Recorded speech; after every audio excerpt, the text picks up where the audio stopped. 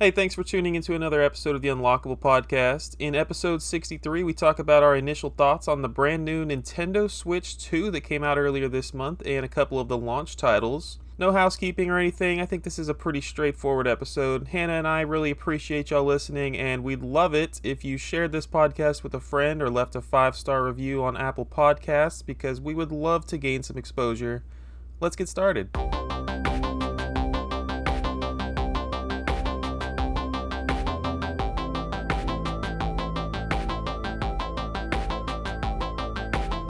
Welcome back to the Unlockable Podcast. My name's Christian, and I'm joined as always by the Game Girl Advance SP herself. That's me. Aside from the inevitable Switch 2 conversation that is about to happen, Hannah, what's been going on in your life? How you doing? Well, I just got over a cold, so you can probably hear it in my voice. I'll try not to be, super gross about it, but, I was down and out for, a week. It sucked. That's a long time terrible. for a cold, Hannah. I know, and it's so weird, because I had the flu back in January. I know this is super interesting, but, I had the flu back in January, and it knocked me on my ass for a whole week. I was shaky, I was, cold, I was sweating. It was, the worst experience ever. I felt like I was dying. And this one, it didn't feel that bad, but it lasted forever, and I'm still congested. I don't know what the hell's going around, but stay inside, y'all. Sucks. I have not been staying inside. I went to a couple concerts this weekend where I was surrounded body to body with people. Ooh, that's nice. Like a mosh pit? That's awesome. A little bit, yeah. I like to come home and immediately shower and scrub every inch of my body when I come home from a concert. Yeah, cleanse the inside and out, drink a bunch of liquor too. What else is new? Wait, which one did you go to? Oh, I saw my favorite modern band, Dance Gavin Dance, and I saw Metallica. Oh, cool. Yeah, that's exciting. My neck was incredibly sore 2 days of head banging, back to back. It was back to back? Oh. Did you ice that? My God, we're getting too old to do that. I feel like I am getting too old. I did wear ear protection though, like a king, and so I'm not gonna have tinnitus in 40, 50 years. Nice. I hate when I go to the concerts and my ears are just ringing and then I can't go to sleep because that's all I can hear. Yeah. God, we are old. Anything else new? Not really. That's kind of it. You've been running a lot. You've been racing. Yeah, that's true. I don't know why. Apparently it's a common thing. I also joined a run club, so I'm talking to a lot of people my age and whatnot, and they're like, yeah, usually in your mid-20s or late 20s you get the running bug. And I was like, oh my God, that's me. It's weird. If you would have told me 10 years ago or even 15 years ago that I was going to get into running, I would have said, you're full of shit because I hate running. No way do I like cardio, but I don't know. It's just fun. It's enjoyable right now, so we'll see. But yeah, I've run a couple 5Ks and that's been really fun. I keep beating my personal record, which is also nice. So, yeah, we'll see. Very cool. My best friend is training for a half Ironman right now, and he's gonna be doing that in the dead of summer of Texas heat. Oh, and it's ridiculous. God. I think a lot of people know what an Ironman is. It's some insane amount of biking, running and swimming, right? And yeah, a triathlon. And he's doing a half of it, and it's still insane. But the other day, he tells me he's gonna go ride his bike, and I was like, oh, maybe I'll go with you, because I know they have a couple bikes. And he was like, okay, I'm thinking I'm gonna ride 20 miles. I was like, what? What? So I went and did 4 miles, and I was cooked. I haven't ridden a bike in 10, 20 years, but God. I come home, I take a shower, I eat some dinner, and I'm looking at the clock, he's still not back. He's been gone riding his bike for so long. Oh my gosh. So shout out to you healthy people. That's awesome. Well, I am not on that level. That's a true athlete. I'm just an idiot with shoes. You know what I'm saying? I just go outside and walk fast, basically. That's a true athlete. All right. I think 5 minutes of enough is enough of that. Let's get into the Switch 2, Hannah. Oh my god. I'm so excited it's here. And it's so strange. I feel like we didn't really have to wait that long. It's like I just blinked my eyes and it was here, but it's so good. I love it. This is an interesting new addition to the Nintendo lineup where it's not an entirely new idea. It's not a brand new. There's no giant gimmick here to change it up. Yep. And I feel like, at least in terms of the console, we had the Wii with the motion, and we had the Wii U with the gamepad, and the Switch was obviously a big deal that you could pick it up and take it on the go. And this is just, it literally is the Switch 2. It is just more of the same. Yep. But we'll talk about that. Why don't we start with our pre-orders, our experience with pre-ordering this console. I'm sure we touched on it a little bit last month, but Yep. you go first. Okay, so I, as someone who's super excited, I loaded up Walmart, I loaded up Best Buy, I loaded up, not Amazon, Target. Target. I loaded it up at like 11 o'clock the day before, or 11 p.m. the day before, and I was like, okay, I'm just gonna sit here for an hour, play on my phone, whatever, but I'm gonna be prepared for this shit, because I know how this happens. We did it with the Switch 1 and like every freaking exclusive diddly-doo of all time. Anyway, so I'm sitting there, 12:01, I refresh, bam, immediately get into the Walmart online queue, fantastic. Best Buy, I believe, was like weirdly late with some of their stuff, so like it didn't show up for like until 12:30. And then Target kept saying it was sold out. I could get it into my cart, and I could almost check out, and then it was like, oh no, an error occurred. And I was like, oh god damn it. And then also, coincidentally, and this has happened before, so I should have expected it, but like, when I went to go purchase the things and I was doing it over and over and over again and it was failing, then they shut my card off at the bank. They're like, oh, there's some suspicious activity. And I was like, god damn it. Every time. It's like my bank is so good at catching me buying things for me. Anyway, so that was also going on in the background, which obviously is not Nintendo's fault, but certainly added to the frustration.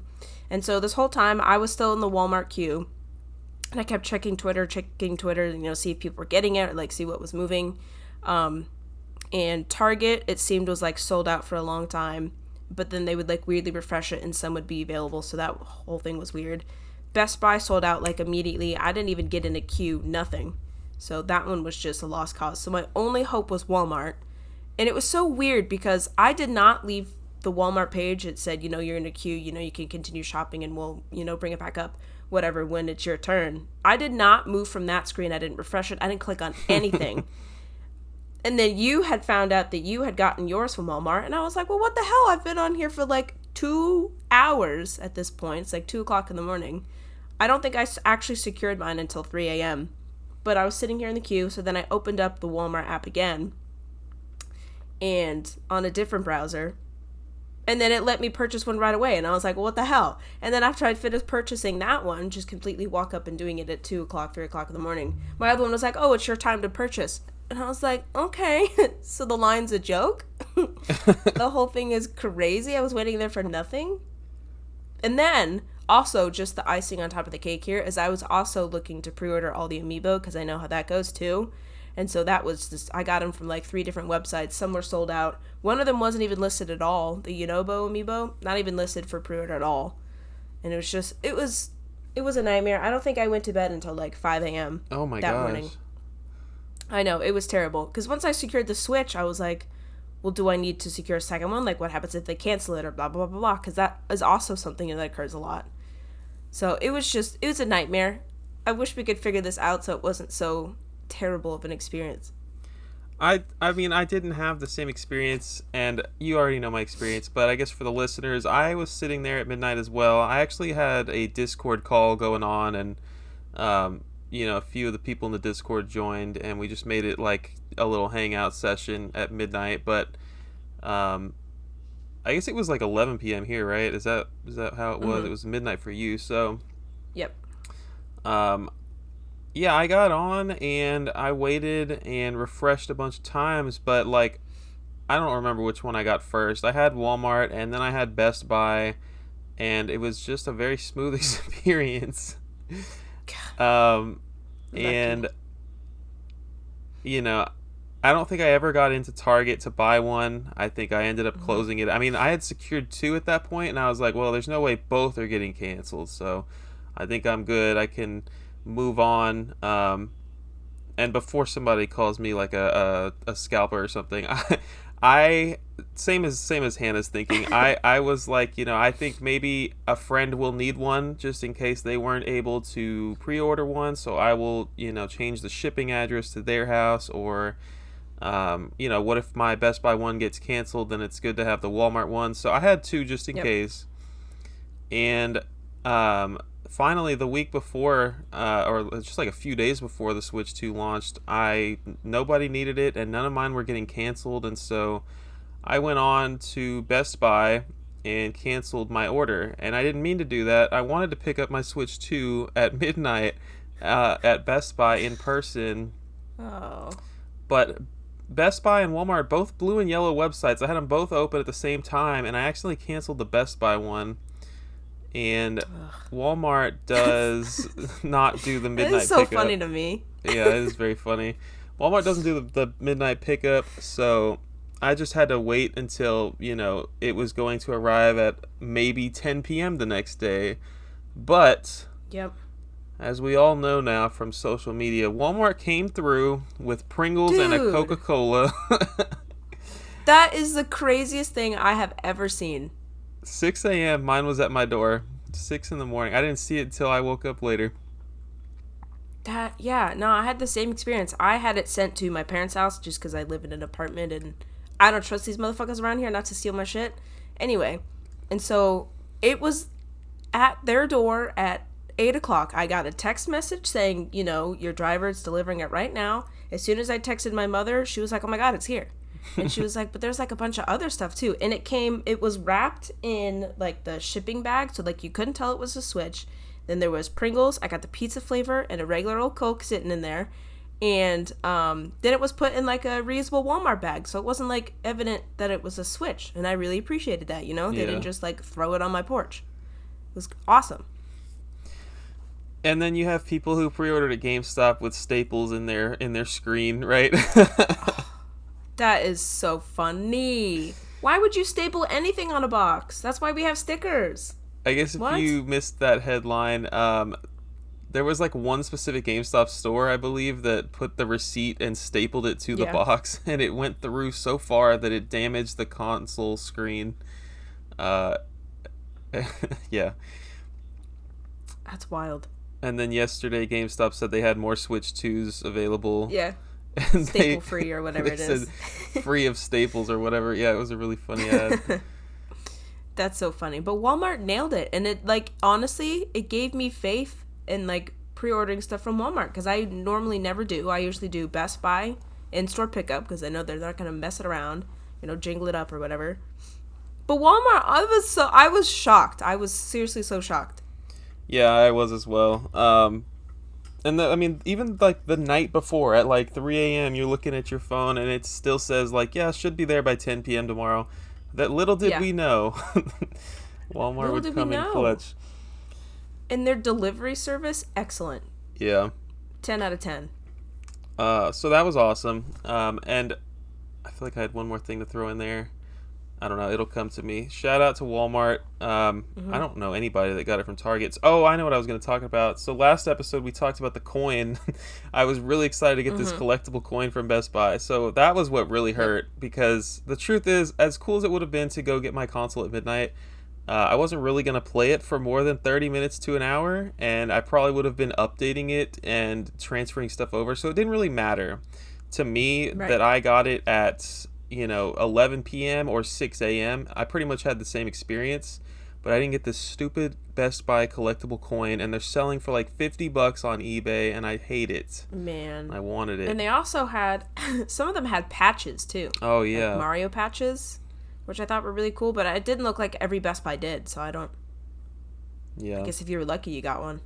I wonder if it was a patch or a coin, or you got both. And these aren't just like people listing them for $50. They are selling for $50 regularly. Yeah. Yeah. And then I suppose it's also worth mentioning that the day, like launch day and the night before, there were people lined up around Best Buy, around freaking Target for opening day so they could get these Switches, like around the block. Even in my area, which I thought was surprising. I did not expect it to be so crazy. Did Wow. you? I didn't know it was that bad, actually. That's crazy. No, I Well, thought it was maybe on the 10, 15 people tops. I didn't think it was going to be a big deal. no, like in my area and at all of the Best Buys, all the GameStops, all the Targets or whatever.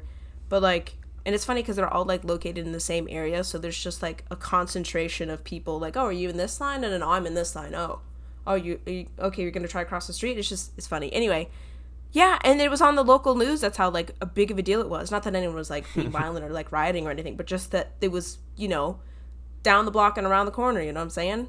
People lining up for this. And thank God Walmart came through. Yeah. Yeah, I think that they really did take at full advantage of this situation to show that they are good with the pre-orders. Like you said, it gave you hope for the future of Walmart pre-orders, and Yeah. yeah. Good on them. They should give that whoever suggested that marketing team, because I mean Walmart I'm sure didn't lose any money on that, or if they did, it's like such a good investment because people would be like, yeah, I'm gonna do that now. Absolutely. You know? What Yeah. else did you pre-order? So you mentioned you were trying to pre-order several things, and also tell us what console bundle you ended up getting. I obviously got the Mario Kart World one because why not? It was $30 cheaper than getting the physical edition. As much as I love physical stuff so much, I think it's just nice, I think, to have at least one game that I can play digitally. Yeah, I know that's crazy. I know we're physical only kind of people over here, but like it just made sense. It was so much cheaper. Um and yeah, I just whatever it is. But yeah, I also pre-ordered all of the amiibo, so there were 4 Zelda amiibo, but for whatever reason, one of them wasn't up at all on any website, on any store. Ended up getting all those, which were $30 each, which was like, okay, that hurts a little bit. And then the Street Fighter ones, which I think arguably are like a little bigger, so I guess it makes sense. Those were $40. So it was a very expensive day. I spent about half of what I did on the Switch on freaking statues, Wow. like little toys, Yeah. little figures, which hurts just a little bit because it's like I don't even have them like displayed anywhere right now. They're all like packed away in boxes, but like I have to have them obviously as a amiibo set collector, right? But anyway, there's also Street Fighter cards. If you're interested in that at GameStop, I did not get those. I'm not a card collector, only an amiibo collector. That's where I draw the line. And then also on the same day, which was, I don't know if they did that on purpose or if it was just like a cosmic coincidence, but I had pre-ordered the GameCube controller for Nintendo Switch Online, and that also got delivered the same day, like a couple hours later. Very So it was nice. perfect. It was perfect. They were both there waiting for me when I got there. It was awesome. I pre-ordered the Switch 2 Mario Kart bundle as well. I was honestly a little bit surprised just like scrolling down Twitter and stuff and just like seeing how many people bought the physical Mario Kart. I was like, man, you guys are $30 committed to that physical media, huh? Yeah. I mean, good for y'all. Whatever. It wasn't me. Um, Yeah. I didn't pre-order anything else except for the Coca-Cola and the Pringles. Right. um, That was awesome. I think that the camera is cool, but what is it, like $50? Yeah. So the Nintendo one is $50, and then the cool Piranha Plant one, which is way lower quality but cooler design, is also $50, I think. So. Yeah, they didn't do a good job of showing the full power, I guess you could say, like the full versatility of the Piranha Plant one, but it has its little stand where it's in the pipe. The Piranha Plant is in a pipe, and so it can stand on its own, but then like it just detaches from the pipe, and it's a USB-C directly to the top of your Switch. So you can just literally play in handheld mode cool. and have it on you at all times, which is just it's more versatile than the Nintendo branded one.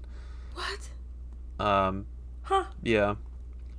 I didn't know that. I'm sure every person has seen it at this point, but it is 480p instead of 1080p, and it is basically it's a piranha plant with a camera in its mouth, and you can close Mm-hmm. it when you're not using it. You can close its mouth. It's just freaking adorable.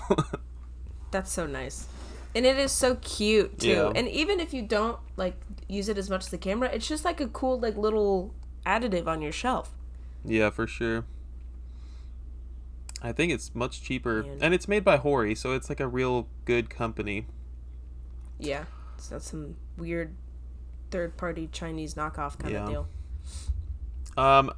Why you? So you didn't get a Pro controller? Why is that? Because I have two Pro controllers for the regular Switch and I never use them. Oh yeah, you're a I big like Joy-Con girly. I do. I really like the Joy-Cons. I just like how they feel, and these ones obviously are just about the same. I mean, they're a little bigger, but I just like the feel of them. I like, oddly, how flat it is, and it's like my fingers can reach all them easy. Like, they can just reach up and down versus, like, over, if that makes sense.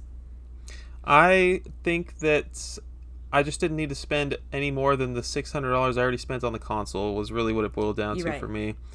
You're right. Yeah. But I think, last time I got the Smash Ultimate bundle that came with the nice Smash Brothers Pro controller.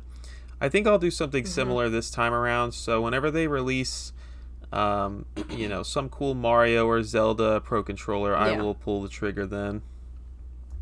I'm probably the same way. If they release something that's like, I have to have it, like it's just such a beautiful design, then for sure I'll get it. But like, will I use it? No, absolutely not.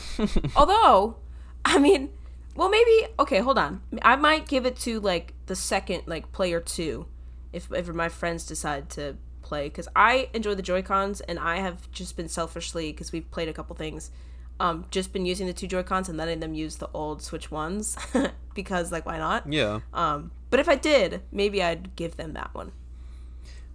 Yeah, I mean, I've been using the heck out of the Pro controller, the Switch 1 Pro controller, to play Mario Kart World and stuff on the Switch 2.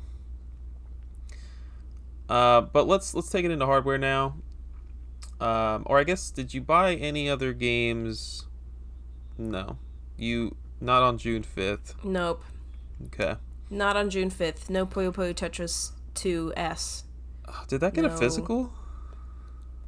It's a, I believe, I don't know if it's a game key or if it's just a download in a box, but I don't think it's a legit one that you want. But it is like out there. It has a box. It has a box, yes. Interesting. I don't know if I've seen a single person with that.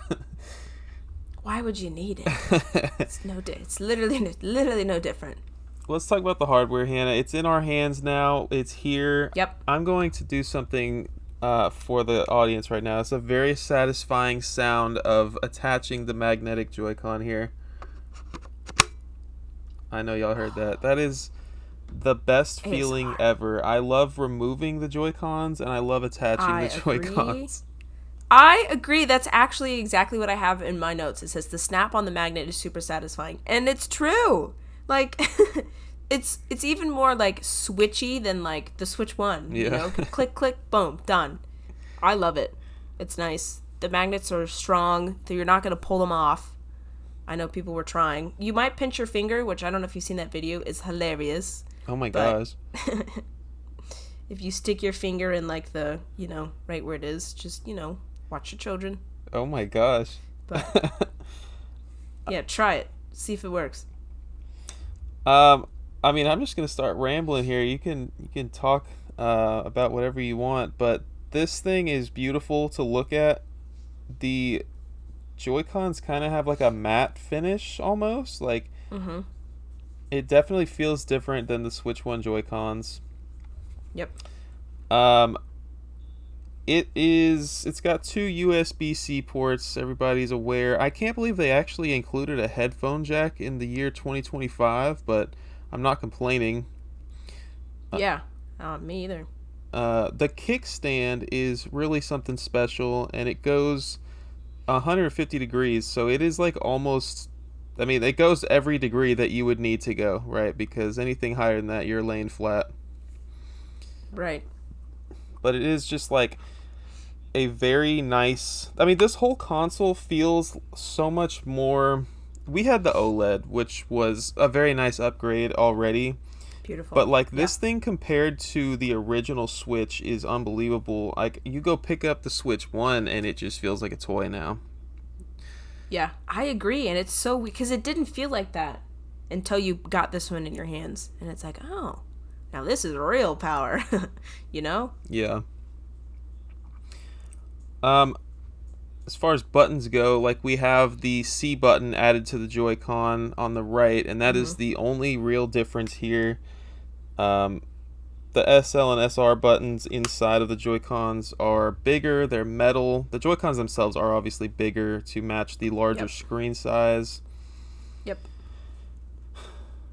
Um, so the way you remove a Joy-Con is you push a button on the back of the Joy-Con and it pushes the Joy-Con away from the console is all it really does. It's not like it's Yep. disengaging a magnet or anything. It's just kind of forcing it away.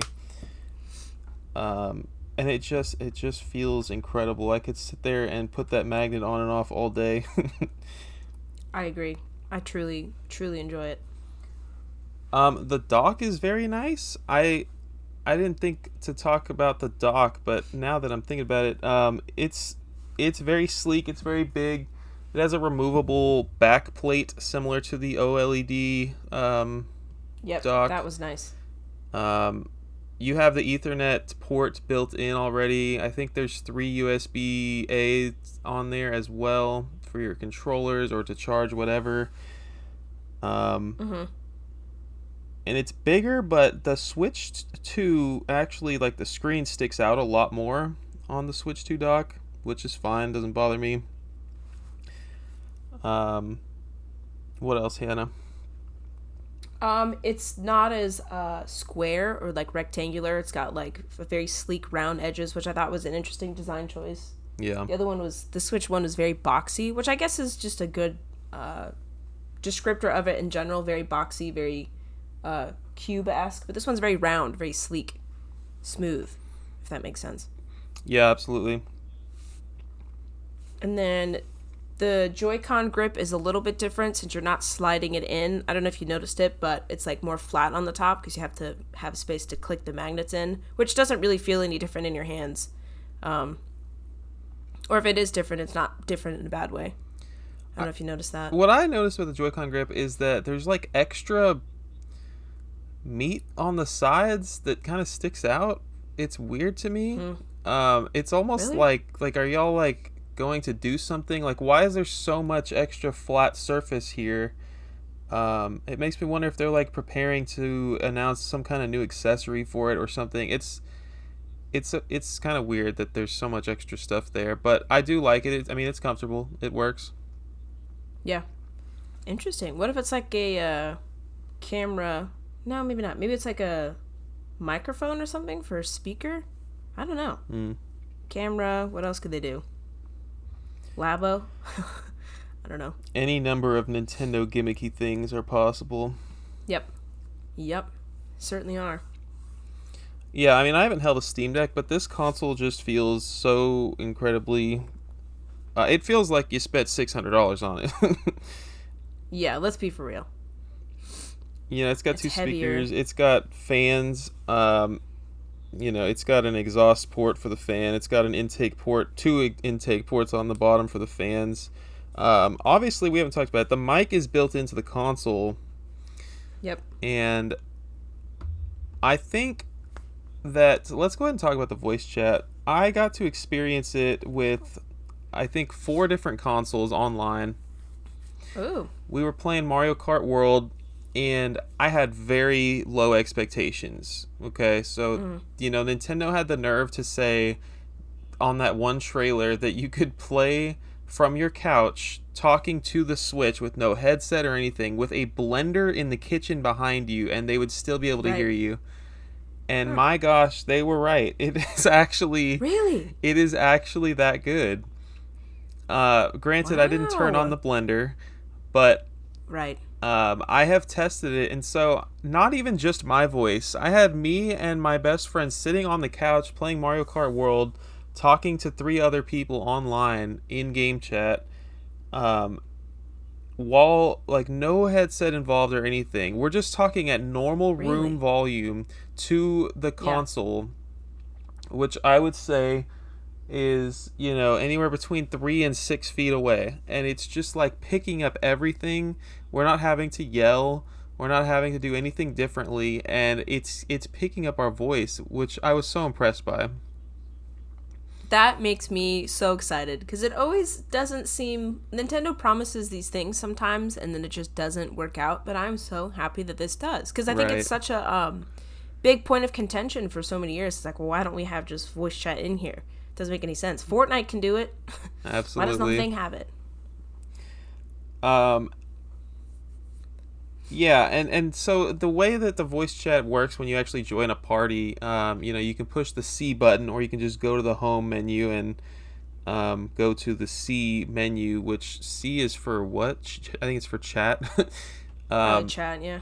but like, there's nothing special about this like game chat interface, though. I will say, I I saw my friend. My friend actually has the Nintendo Switch camera, and he had his face on, and it looked fine and everything. And um, the his gameplay was being shared as well. So Mm-hmm. we were. I mean, when you look at the trailer, it looked like the frame rate was terrible, and like it was just gonna be Yeah. like literally not exaggerating 1 frame a second. But it wasn't actually that bad. My friend was playing that F-Zero game, that Fast Fusion game that came out, and Mm-hmm. like I could see what was going on. Like it wasn't 60 frames a second, it wasn't even 30, but like it was actually not as bad as they advertised. So that's another win. Good. Yeah. Jeez. Also, why did they advertise it so bad? Yeah, that was interesting.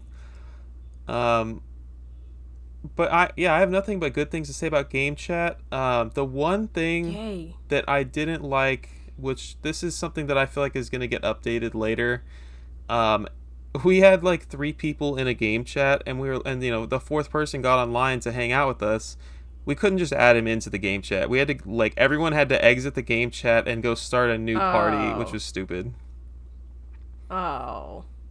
But I think that's a software update That's. coming for sure. Yeah, I feel like that's an easy fix. Or should be an easy fix. Um, what else, Hannah? Oh, well, interesting thing about the voice chat. It's actually an open access right now. So until March 31st, 2026, you can use it without having an NSO membership, which I thought was kind of fun. I didn't know that. Yeah, they want to get you hooked.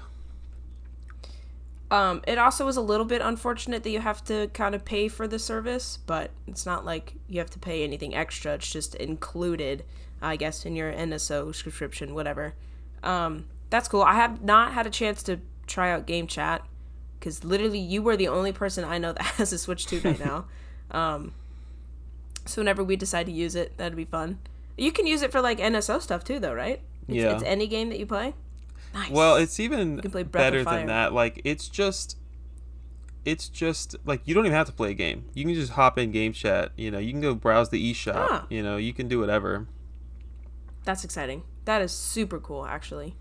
And then you can see what all your friends are playing. Oh, that's so fun. I know they advertised it, but sometimes you forget.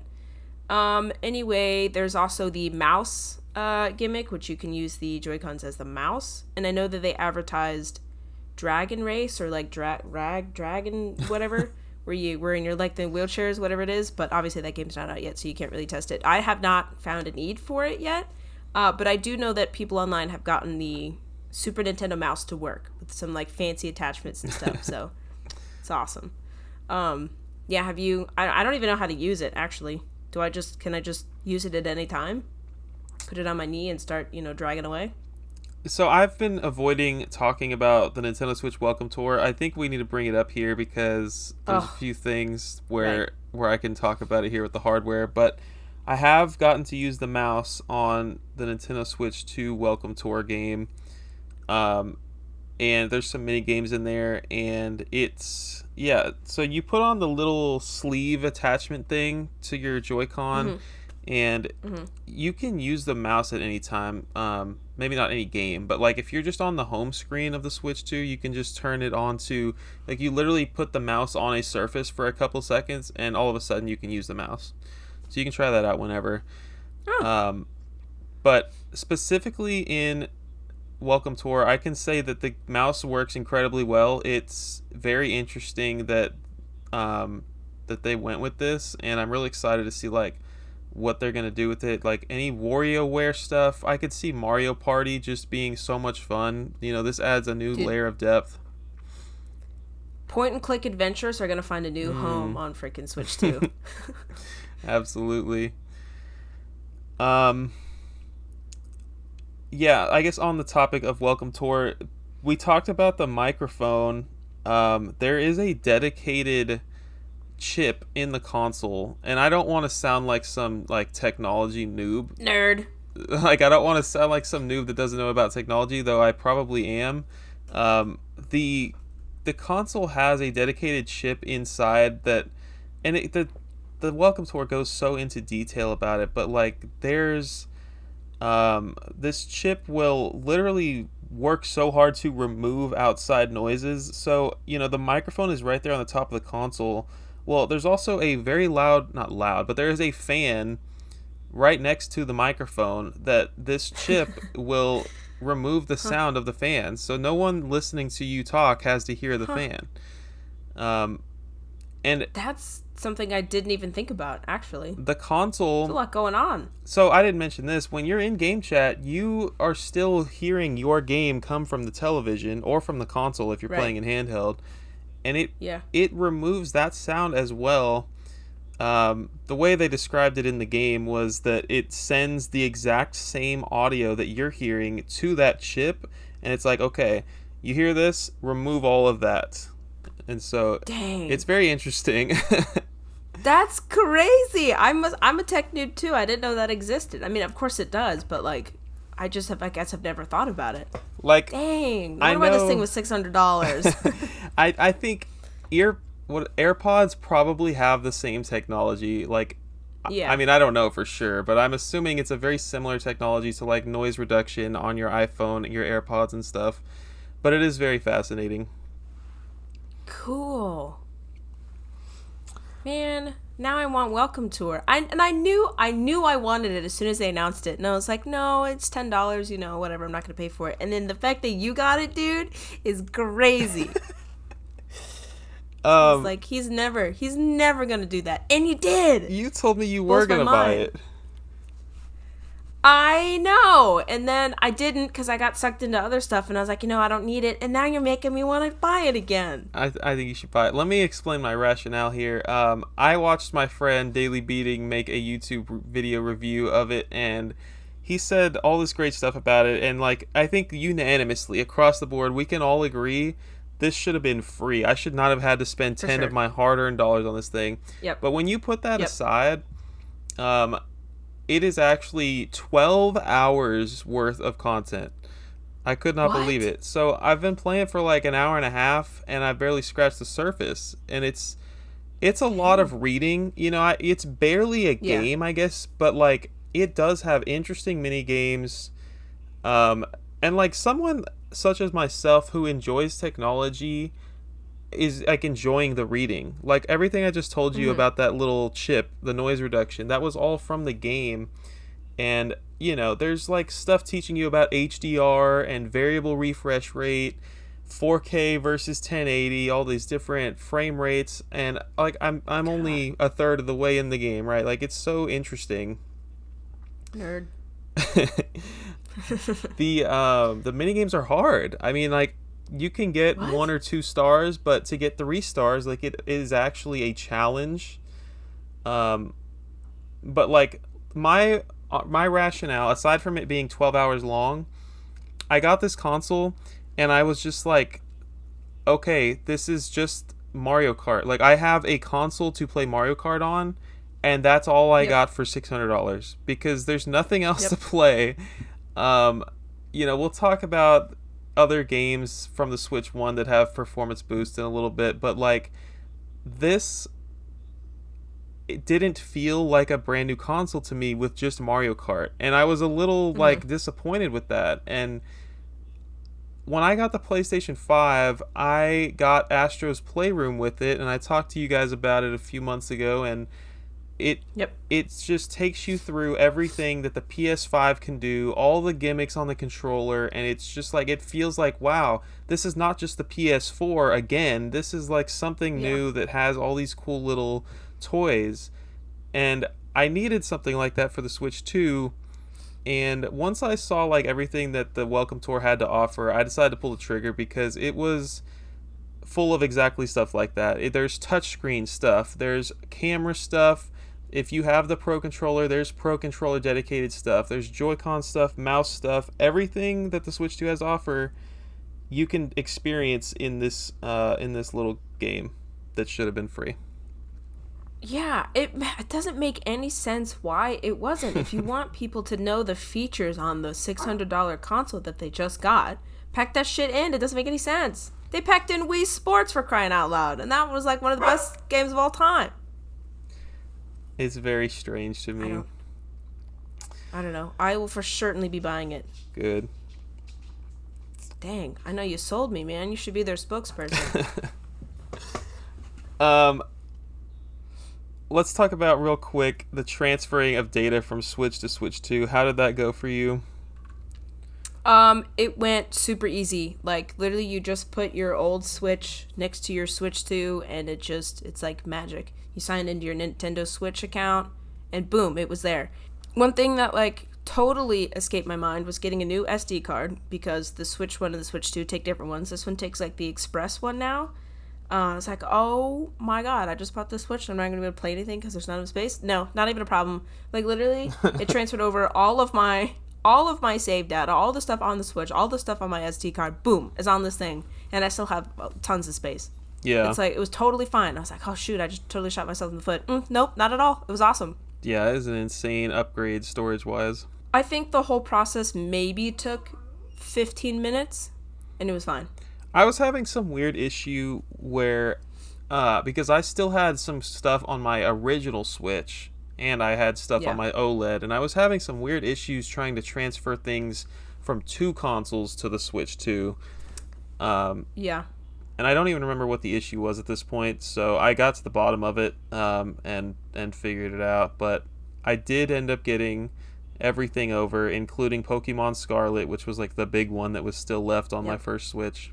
Yeah, the only weird thing that I ran into is apparently, and I didn't know this, I knew it was a thing, but like, it wasn't ever a problem, is that I never made my Switch 1, like, not the primary console, so that one was always the primary console. So when I was playing on the second one, it didn't really matter, because I could just, transfer the save data or whatever. But then that one wasn't even my primary console, and then when I changed it over here, it was like giving me all these virtual cards, and I was like, no, this, I want this one to be my primary one. So then I had to go into the eShop and deactivate those ones and activate this one. So that was the only weird thing. But it had to happen anyway because my OLED wasn't even my primary. It was so funny. Yeah, I still, I don't know. I don't think I ever went and deactivated anything, so I might still have to do that at some point. Yeah, it's super easy. You just go to the eShop and you say enable or disable those ones as primary and enable this one. Okay. Yeah, transferring over went well. I ended up taking... Actually, I don't think I've done it yet. My original Switch had an SD card. I never had an SD card in my OLED because there was just enough space in there. I didn't need it. Yeah. Actually, I don't remember if that's true. I had an SD card in one of them, and I have a bunch of pictures and screenshots and stuff that I want to move over to my computer at some point. So I just need to plug that SD card into the computer, and yeah, I need to get those off of the SD card so that I can have them forever.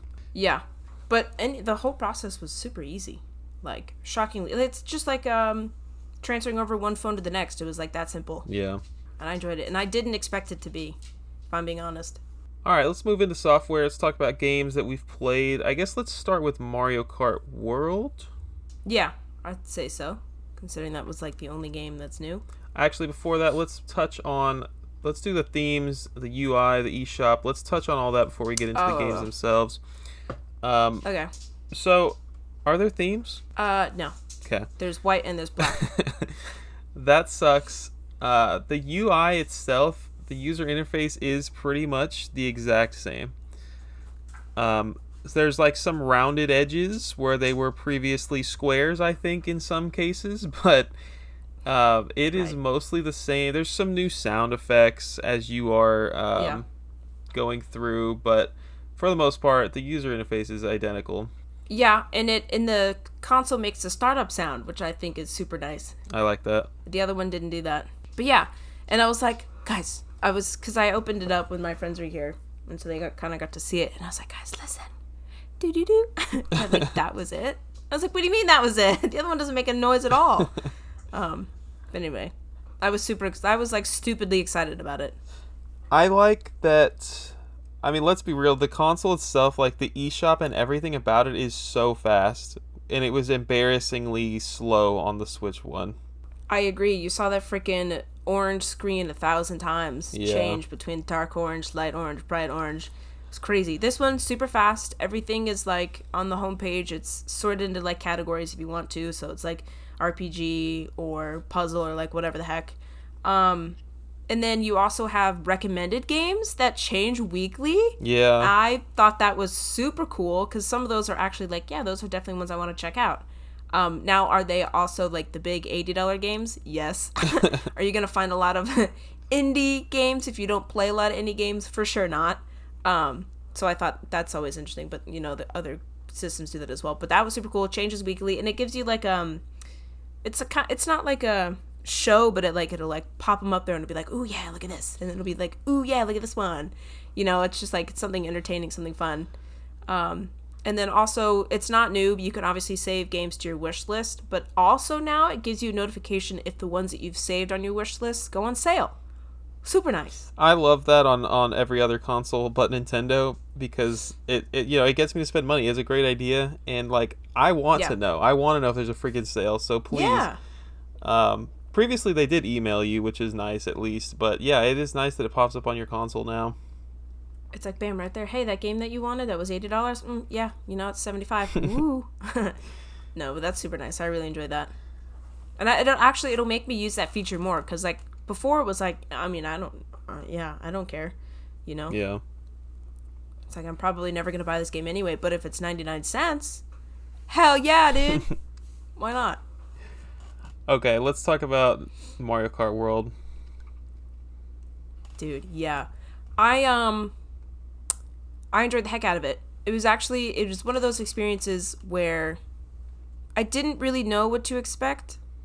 I mean, I saw the gameplay, but like I didn't watch a lot of it because I kind of wanted to be surprised on like all of the new things that were being added, and I kind of wanted to experience it myself. And it's one heck of a good time. I literally, like I said, my friend was here, my roommate was here, and we played it together. Our first experience was playing it 2-player. I think that was super cool, super fun. We played just regular racing, and then we did the knockout tour, which is fantastic, by the way. Love it. Super fun. And then we did online battle. We kind of tested that out a little bit. And I kind of do have some questions. You might be able to answer them. But all of it was fun. It was flawless. It was, you know, even like the waiting screen, unlike before where you see like the Mii's pop up and you get to have like, hi, how are you? Go easy on me. Kind of like weird thing we get to pick the thing. You like actually get to drive around and just kind of explore the map, which I thought was super cool. A super fun way to kind of transition in between the things. Yeah, it's a heck of a good time. Explain Knockout Tour for the listeners. Okay, so Knockout Tour is basically, it's not like a battle royale, but like it kind of is, but like every lap that you do, you have to keep getting better and better. So like it's the first 24 spots, and then after that I think it's 18 spots, 20. and then after that it's like 12 spots, and you have to be in those rankings, otherwise you get knocked out. And then at the end I think it's first, and if you're not first, bam, you're out. So that's super duper fun. Yeah, I think we mostly played we kind of wanted to experience all the different courses, so we just kind of went through all the different cups that you can do just to kind of get familiarity with the maps, but one heck of a good time. I'm loving it as well. It sounds like we've had a similar experience because I also played it almost exclusively 2-player so far. Yep. I live with my best friend, and he and I played all of the cups together, so all the Grand Prix together. And you start on 150cc because it's way too slow on all the other cc's, and Yep. you can get gold on every cup, and you can also get 3 stars, which means you got first place on every race. So Yep. there's a layer of like replayability, unless you're like some super Mario Kart monster and you got it on the first try. Um, but yeah, the knockout tours, I think that's a super fun way. It's a very exciting way Mm-hmm. to keep you playing, and you can similarly get gold and 3 stars. You have to be first on every lap to get 3 stars in the knockout tours. But yeah, it's almost like there's 2 sections to the story mode, which is not a story. There's no story at all, but there's like 2 sections Right. to that, and it's awesome. I can't believe. I guess I can believe it, but it is very nice that they have 2 player for both of those, where you can actually play co-op in a sense to get those golds, and I love that. Um, and 2 player online is also a nice feature that Yep. I probably wouldn't have expected in 2025 from Nintendo, but it's in there and it's great. I haven't tried like logging in a second player account like Mm-hmm. to see if their data would save as player 2. That might be an option, though I could see it not being Oh. an option. Um, Yeah. but like yeah, we get online, and I'm still able to rank up or rank down. Oh no, that's not true. Can you only play with friends?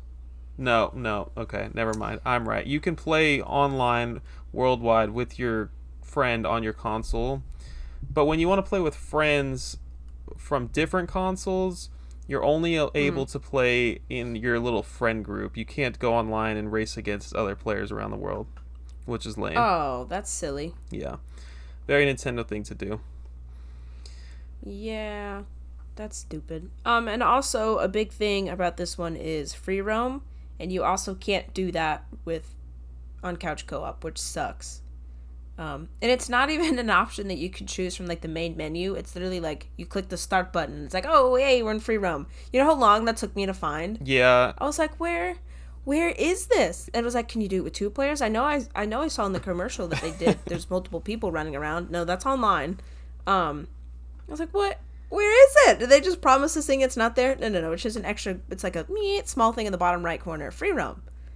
my I think it's funny. understanding, yeah, it's very strange that they did it that like that whole home menu looks so plain and boring. Like honestly, Yeah. when I turned on the console and I turned on the game, I was just like, that's it? Like there's like 4 menu options on here. Like what is Yeah. this? What do you mean? um my understanding, I haven't tried this, but like you and I could go online and do free roam together. Mm-hmm. Yeah. So it's just not couch co-op, which is unfortunate. It is unfortunate. But man, let's talk about free roam for a minute, because there's like it's cool, but there's no Mm-hmm. list. There's no checklist. So basically, you go out into Yeah. the world, which is just this interconnected map of every cart of every track, and Mm-hmm. there's freeways and there's other cars on the road, and there's all this stuff to do in the world, and you have the you have missions, I guess. Like you have little P switches like in Mario games where you can hit them and you can start a trial of some sort, whether it's go do this in a certain amount of time, or whatever it may be, go do this many laps on Collect all these this. coins. Yeah. Exactly. And they're super fun. It's very much, it reminds me of Super Mario Bowser's Fury, in Mm-hmm. those kinds of like trials that you get to do, but um it's fun. And there's also these Peach medallions that you can go find in the world, which is just like a random collectible you can go find. And the world is big. It is a pretty massive map, It's huge. especially like in terms of Mario Kart. It is huge. Um, the problem is there's hundreds of P switches and there's hundreds of medallions, Yep. and there is no checklist at all. Which is so crazy because these same people make 3D platform Mario, and there's like hella checklists and like hella stats in those games, so it like doesn't make any sense that they didn't include it in this one. It's weird. It is I mean, very they might do strange. it later. I mean, you can collect, you can earn badges or stickers or whatever, but like, mm-mm. Yeah, it's not the I don't. same. No, not nearly the same. Um, I don't But even know if you get anything for collecting it all, which is fine. I don't need a reward, but I do need a checklist so I can track my data and see how the heck I'm doing. Um, so I could totally see that being a future update. I imagine Mario Kart 8's got updated for 8 years or whatever. I could imagine this game getting updates every Nintendo Direct. They just throw yep. in a new character, a new skin, um, and I think this is going to be the Mario Kart for another decade or whatever, and they're just going to keep adding to it, which is fine. I think it's a great game. Yeah. And then also, you get to unlock new characters and new character like outfits, which I think is cool. So I don't necessarily know how it works, but you get like a gold food bag or whatever, and then you get an item of food, and then when you eat it, when you use it, you unlock sometimes an article of clothing. Now I don't know if that's specific to those locations. Like if Mm. I want to unlock the Super Mario Sunshine-esque looking Mario, can I only unlock it from one specific spot, or is it just random whenever I get a golden food bag? Because they're like they're sporadically located around the maps and even in the tracks as well when you're racing. So that I don't know. But you can unlock different characters or different outfits for those different characters. Not every character has an outfit though, like the penguin. He doesn't have an alternative outfit. The cow also doesn't have an alternative outfit. Might they one day? For sure. But now, no, they don't. Yeah, I also don't know how that works if it's strictly by location or not, but I think it's really cool. They have all these random Mario enemies that you could never have imagined would have been in Mario Kart World. Yep. Um, and then, you have like 8 skins for Mario, and they all count for some reason as different characters, where they should have just been like different outfits. I don't know. It's it's a little Yeah. messy when you're looking through like a screen of like 60 different characters when they're really not different characters. Yeah, I wonder if you can sort them by character. I don't think you can. You can sort them by character, yeah. You can? Okay, okay, okay. So at least we have Nice. that. Do you have a That's main good. character that you like to use? So now even going back to like Nintendo 64 days, I always chose Mario because like why the hell not? It's his game. But honestly, I've been playing the Penguin just because I think he's so fun. It's pretty cute. He's so cute and he like flaps his little arms when you hit like the horn button. It's so freaking adorable. And then I've also played the cow because of course why not? For me, and it's because I've been trained to do this, I always pick Mario. Although in Mario Kart 8 I picked Link because of course why am I not going to pick Link? I don't. He just feels the best to me in terms of controlling. Like they all control differently, obviously, but like something about Mario and him being like, I don't know, just like the basic cart. I don't know. I just enjoy it. I'm pretty basic as well. Even in Mario Party or any Mario game, I like to be Mario. Me Um, too. um, but yeah, I've chosen Cowboy Mario. I think he looks great. And that's me Yeah. trying to branch out into like a different character, but it's still the same character. Right, right, Um, right. Says the man from Texas. yeah, exactly. But I It's the think cowboy. I don't know if it was intentional, but he looks like Mario Party 2 Mario, which is cool. Um, Yeah. yeah, so I I don't know. I think he's cool. I use him for the most part. I have not unlocked all of the characters yet. Some of them have to be Mm-mm, not even unlocked close. by getting an item. There's an item that, like, it's like a Oh. Magic Koopa comic item that will change your face, right? It changes everyone who gets affected by it into a different character, and sometimes you'll get turned into like the ducks from Mario Sunshine, and if you don't have that character unlocked already, well, now you do. So that's how that works. Oh. Okay, I've gotten that, and I was like, well, I'm a different character now. What the heck happened? Okay, I understand. Nothing is Okay. explained in this game at all. No. That's so crazy. And I enjoy things that are like that, like me learning things by myself. But like, that was really, and I didn't even make the connection that it just unlocked that character. Huh. Okay. Pretty cool. I understand now. That's fun. It's been fun having things to unlock. It's been fun going through the tournaments and everything. I still have carts I probably need to unlock. Yep, Um, definitely. there's less customization than in Mario Kart World. Like, you don't choose your wheels anymore. There's no choosing your Mm-mm. paraglider. Um, Nope. I mean, I think I would have preferred more customizability, more like fine tuning of the stats, but it's not the end of the world. No, and then also like being able to change your color, I think would have been a step up Oh from yeah, Mario Kart 8. Like being able to customize all that, or like drive a Yoshi car as Mario, or like you know what I'm saying, like yeah. be able to change like the emblem on it. Yeah, and then what I was gonna say something else. The online, like before in Mario Kart 8 there was the coin where you hit people and collect as many coins, and there's also the balloon one. Is it only the coin one in this online for versus battle, I have or seen. is it random? I haven't played it at all, offline or online, the battle Okay. mode. But I have seen that like I've balloon battle and coin battle are both an option. See, I've only seen the coin one where you hit the person with the most coins so you can collect their coins. So I there's not a choice to pick unless maybe I've mistaken where it is or haven't found it yet, but we only did the coin battle and we played like 5 or 6 times. So I thought maybe it was like random. Well, how was that? Was it any fun? Oh my god, it was super fun. So basically, they take like a piece of the map, like a piece of the track, and they kind of make it round, or they kind of like block it off so you can't do the whole track. It's only a specific spot. But the one that we did the most was the dinosaur ones, where the dinosaurs were really like walking around and like stepping on people, and it was a lot of fun. Yeah, there was no problems with it. There was no lag. There was no weird stuff. It was like when you're waiting for people, you pick your course, whatever you want, like the old one, but you could also like get a feel for the track before you even started, and that was nice. Um, and yeah, it's just weird that you can't pick, or maybe it's not evident how you pick. Cause my favorite is a balloon. I love being able to smack people and making them lose their balloons. That to me is just so enjoyable. The coin one obviously is the same thing, same gimmick, but I don't know, for whatever reason I just like the balloons.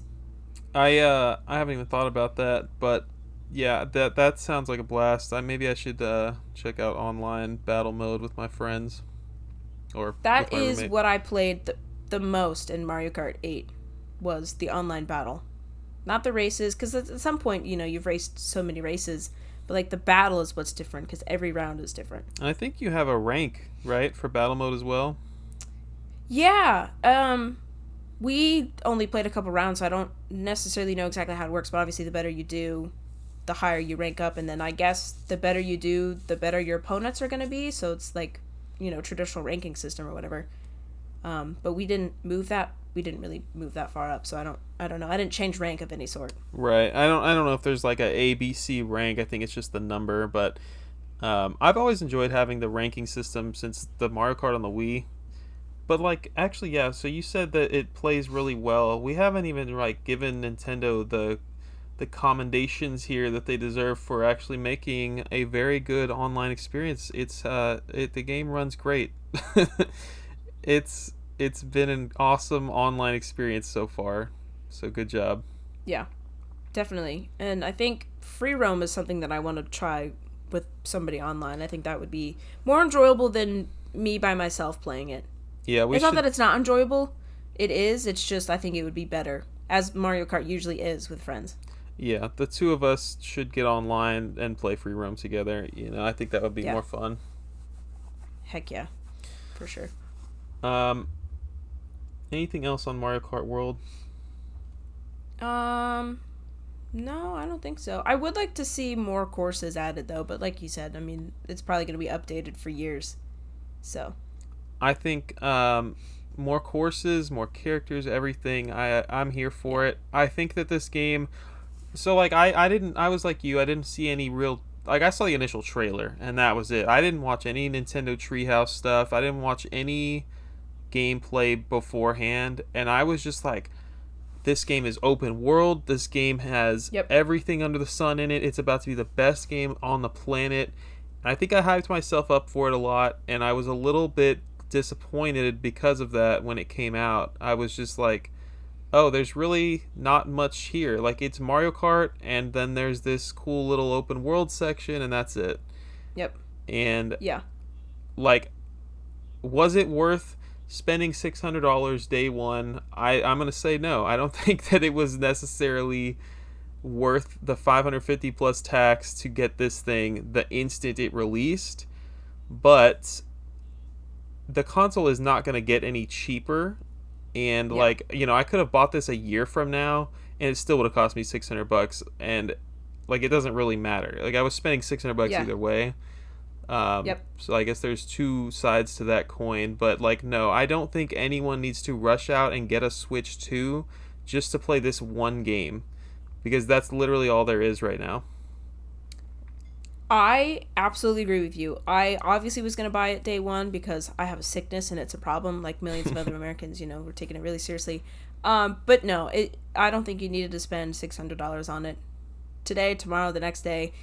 A year from now, will it be worth it? For sure, because hopefully Nintendo's going to pick up the pace and release a bunch more stuff. But like, as much as I love Mario Kart, no.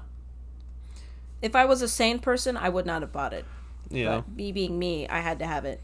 Because it's, yeah. I've played Mario Kart less than the game that I've been playing the most on it. Obviously. When I got But this console, I had finished. I was in the middle of Metroid on the Nintendo Switch Online app on NES, yeah. and Dude, that tweet was so funny.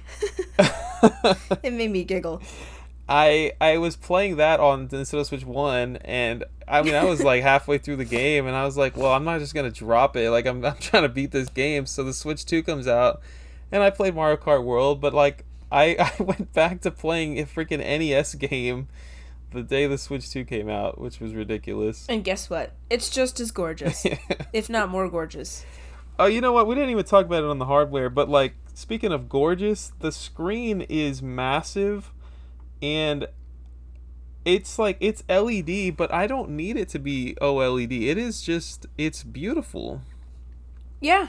I mean, unless you put like the OLED from the Switch next to it, it's not going to be like, oh my god, this thing is so dull and boring and bland and the colors Right. don't pop. No, it's beautiful. It's a screen.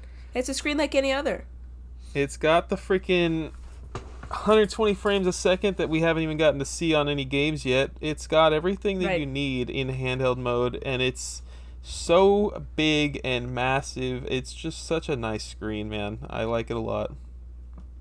The whole thing is beautiful. They really stepped it up. And it was so weird because I was like, nah, no way. They're never going to be able to top it. Oh my god, they did. It's like they're a multi-billion-dollar company. They got it. Yeah. All right, let's talk about some other games we've been playing. Aside from the NES games on NSO and Mario Kart World, I have played. Yep. I've played some Switch 1 games, and I've played Nintendo Switch Welcome Tour 2 Welcome Tour. I probably don't need to talk about that one anymore. Yep. If you can get over the fact that it shouldn't be $10, it's a good time. It's worth your $10. Yep. What have you been playing? Okay, so I first started by playing Xenoblade Chronicles X, because I was like, you know what? Well, first Mario Kart, of course. And then Xenoblade Chronicles X, I was like, okay, I can do this. And then I just kept seeing Breath of the Wild and Tears of the Kingdom on Twitter, and like, oh my god, look at it, they're so blah, blah, blah, blah, blah. And then I found out about the voice notes, or like the voice memories in the game, which I totally, completely, I don't know how I missed that. But then there was videos on like Zelda YouTubers and stuff that I watched, because of course I do, about like all these new hidden secrets and lore in these voice notes. And I was like, what are you talking about, voice notes? And so then I looked that up. And so inside of the Nintendo Switch app, there's a thing called Zelda Notes. And it basically, it's like its own, like it's basically a separate app where you can look at like your data. You can transfer things if it's compatible between Breath of the Wild and Tears of the Kingdom. You can look at like where you've been, where you're going, all that kind of like stuff, like your adventure log and whatnot. And then this thing called voice notes, which you have to enable on both of them, or Tears of the Kingdom. And you basically, it's like a, in the game there's like the sensor that like will show you to like beep when there's a shrine near, and like depending on where you go it'll get stronger. It's basically that. And as you travel the map around Tears of the Kingdom, it'll beep, and then when you get to the spot where the voice note is, it'll pop up, and Zelda will voice acted read it on your phone, and it'll be like a snippet, like, yeah, this stable was like one of the first ones to be built, and blah blah blah blah blah, or some just like tiny little details, tiny little lore. And it was so cool. That's awesome. And they're all around. So I think Zelda has 150, and then King Rauru, I think he only has 30, and he's in like the Sky Islands or whatever. And it's all voice acted. They read it for you. It pops up, and then it's like, oh yeah, you've unlocked this and whatever, and you can listen to it at any time. But it's basically just like another way to kind of go and explore the world. Like, I've beat Tears of the Kingdom, of course, but I'm enjoying the heck out of just going and looking at these like random, just tiny little details, like these little notes. It's been very fun. So that's what I've been doing. That's awesome. I also, because Tears of the Kingdom it's very big, it's very vast, and I just enjoyed the story out of it so much. Once you kind of, explore Hyrule enough, it's like, okay, now I kind of want to get back introduced into the story, and rather than just playing them on the Tears of the Kingdom save file that I did, what you can do with the Switch upgraded version is now you have 2 save slots, so I indeed have started the game again to experience the story, collect the teardrops, and all that fun stuff again. So I'm playing it simultaneously in the new one and the one that I already beat, for whatever reason. So that's super fun, because I like exploring with the voice notes or whatever. I put in Breath of the Wild just so I could see like what it looked like. It's also gorgeous. It runs better. The load times are way faster. The Korok Forest loads expertly well. It's so nice. It's no weird choppiness anymore. The fog, like, I don't know if you remember, but sometimes things were like covered with like a fog, so you couldn't really see like the details or whatever. That's like non-existent. Wow. Unless of course the atmosphere is supposed to be foggy. You can see, like, when you're flying down into the kingdom from up above, you can see the detail of all of Hyrule. Of course it's not going to be as high res as like when you're down there, but you can see it. You can see the specific things. You can see the flames of like the fire from like the enemy camps like sparkling from the sky. It's crazy. Wow. Everything's more defined. It's beautiful. Enjoying the heck out of that. And that's basically what I've been sinking my time into, because it just looks so good. And I was waiting, anticipating the Switch 2 coming out. I did not play it on the Switch 1. I did not start it over. I was like, I'm going to wait for it to be beautiful and new on the Switch 2. And oh my god, am I glad I waited. It's so nice. So you didn't beat Xenoblade? No, I didn't. I know. I didn't, and I don't think I will. It's like I'm 40 hours in. I still don't have... I think I'm 50 hours in. I'm 50 hours in. I still don't have a scale, which is the goddamn thing on the cover. I still don't have the big robot dude. And I'm just not enjoying myself. Like, I'll enjoy myself for like an hour, and then I'll have to do like a mission or like one of the main story events, and I don't enjoy it anymore. It's like I don't want to force myself. I have this $600 system, and I don't want to just hate it, because I hate Xenoblade Chronicles X. And I tried. You don't like it either, so I don't want to hear it. Yeah, I don't think I am the type of person that wants to sit down and grind for an hour or 2 hours and like that's the game for the day. Like, that's all I did today. Like, I don't think I'm the type of person that can enjoy that. Now, you're going to get such a bad taste in your mouth. No. Because Xenoblade Chronicles X is not like the other ones. I am a fan of every single one of the other ones, and this one blows. I hate it. I won't let it. You've told me that a million times now. I won't let it sour the taste for me. Cloud your judgment.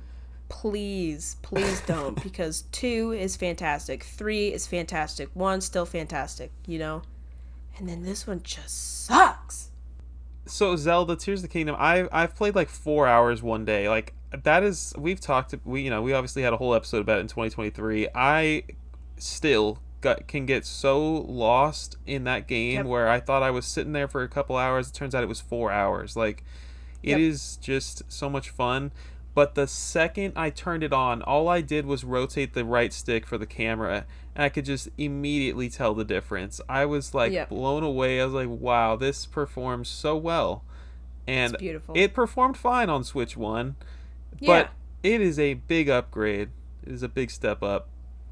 Yeah, and it's not saying that Tears of the Kingdom on the Switch 1 is unplayable. Same thing with Breath of the Wild. There's certainly playable games. They still look great, right? They really push that hardware to the limit. But this one, it's just so smooth. It's like It's just a different experience, but they're both great, equally great.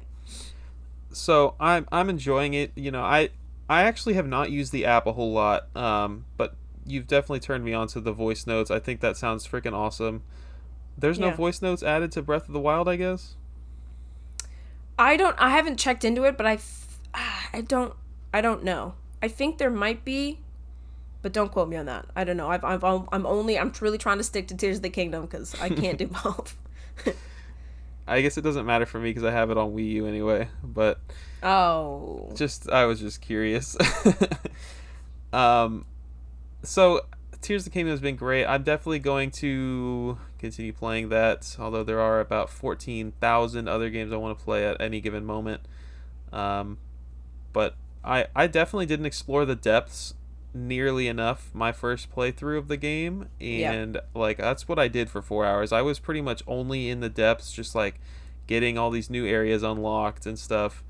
um, just a great game, and we don't need to spend too much time on it, but we do need to spend a little time on Pokemon Scarlet because holy crap, you know, everyone was like saying, "Oh, it's gonna perform so much better when the Switch 2 comes out. It's gonna be amazing." And I was just like, "Yeah, I played 90 hours of the game already. I've played all the DLCs. I love the game. It was great already, guys." No, this is an insane step up, like to the point Really? where like if you reviewed this game and you gave it like a 6 or something because the performance was bad, I think it would be like an 8 or something now because it is so it performs like a Switch 2 game. It performs like an Xbox game or a PS5 game rather than a freaking Wii game now. Like it's just so much better to look at.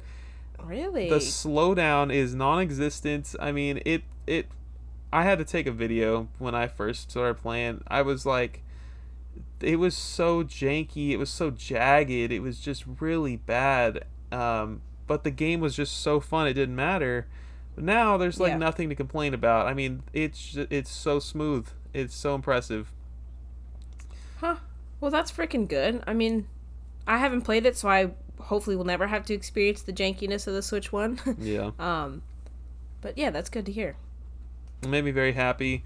Unfortunately, there's not a lot left for me to do in the game, but there's probably 10 hours left for me to do. I guess that is a lot. There's probably a good 10 hours worth of content left for me to consume in Pokemon Scarlet. Did that one Um, have DLC? it had 2 DLCs, yeah. Oh, Jesus. And you did those? I did. Wow. You're crazy. I love that Pokemon, game. man. Huh.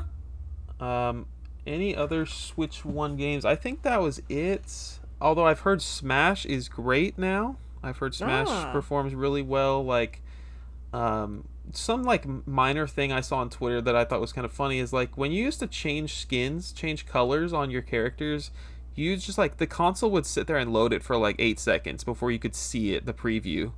And now it's just Really? like instant. Yeah, like you press Oh, X or Y to change your color, and it's like it's instant. it's awesome. It's the uh, little things. any other Switch 1 games you experienced? No, that's pretty much it. I haven't even tried any other ones, which is funny. Yeah, I don't think I have either off the top of my head. I guess I could just look at my console right here. Um, yeah, I've been like checking the eShop because like there is nothing else new. So there's 3 games really essentially on the Switch 2 that are like brand new exclusive experiences, and they are Mario Kart, Nintendo Switch Welcome Tour, and Fast Fusion. And everybody I've seen talk about Fast Fusion is like, I can't believe this is only $15. This game is really good for $15. It's gorgeous. It's fun. Um, but like, do I need another racing game on the Switch 2 right this moment? Probably not. No. Um, do I have I even played F Zero? No. Like I've barely scratched the surface on F Zero. Like I don't know. It. I'm glad it exists. I'm glad everybody's enjoying it. It's just not something that I'm dying to play right now. Though it does look fun. But I guess the only other big thing to talk about is the GameCube Nintendo Switch Online service, Yep. which launched day one. You got F Zero, you got Wind Waker, and you got Soul Calibur 2 for some reason. Yep. I haven't even opened the app, Hannah. Tell me about the GameCube games. So the only one that I actually played was F-Zero GX because I wanted to test out my GameCube controller. It's gorgeous. It's nice. It's like the regular GameCube controller, but it's got a little more heft to it, obviously. Ooh. Super nice. Um, I mean, everything about everything was smooth. It looked great. Obviously, I didn't try the online, but since F-Zero is such like a fast-paced game, you think maybe there's going to be some, weird frame rates or like whatever. Nope, nothing. It was nice. It was smooth. It went well. Made me sick. That's how fast it went. I'm terrible at it. Crashed into so many walls. But yeah, it looked nice. It sounded nice. It looked nice. I didn't really get to play around with like, I think there's like filters and stuff that you can put on it, or there's like widescreen I saw. Oh. Didn't check out any of that. But basically, I just wanted to see how it played and how the controller felt. Felt great. Loved it. It was awesome. Great experience. I can't wait for them to put more on. I can't believe you didn't start up your favorite Zelda game instead. Twilight Princess on the GameCube. Yeah, I know. No, unfortunately, that one's not on here. It was Wind Waker. I hate Wind Waker. It's like the Xenoblade Chronicles X of the series. I hate it. I tried it many times and I still hate it every single time. Will I try it again? Absolutely not. Unless someone's like, oh, they made this version is so much better. No, I hate it. I don't like it. I never will. And it's not even the design, like the character design. Like I think he's super cute. Looks like that, right? Toon Link, great. Just something about the game pisses me off. Anyway, yeah, no, I certainly didn't play that one. But they have teased some titles. They did like a kind of preview thing where they showed a bunch of games. Do you know them? Pokemon XD for sure. I think Chibi Robo. That's one. Oh my god, that's another one. Keep going. That's all I got. Okay, so there's Mario Sunshine, Fire Emblem Path of Radiance. You got Pokemon XD, Gale of Darkness, Super Mario Strikers, Luigi's Mansion, Pokemon Coliseum, and then you said Chibi Robo. Yes, those were the ones that were teased. It is, to me, a little suspicious that Twilight Princess wasn't there. I mean, it's like so closely tied in with Wind Waker. They like always come out. They came out on the Wii U, blah, blah, blah. They're like, they hold hands. They're like the Zelda games that hold hands. They're like friends forever, even though being vastly different styles and whatnot. It's weird that that one wasn't even teased. Like, they could have said it was coming later, but they didn't, and it's weird. So I'm thinking something is suspicious about that one. They're going to charge $80 for it in the future, mark my words.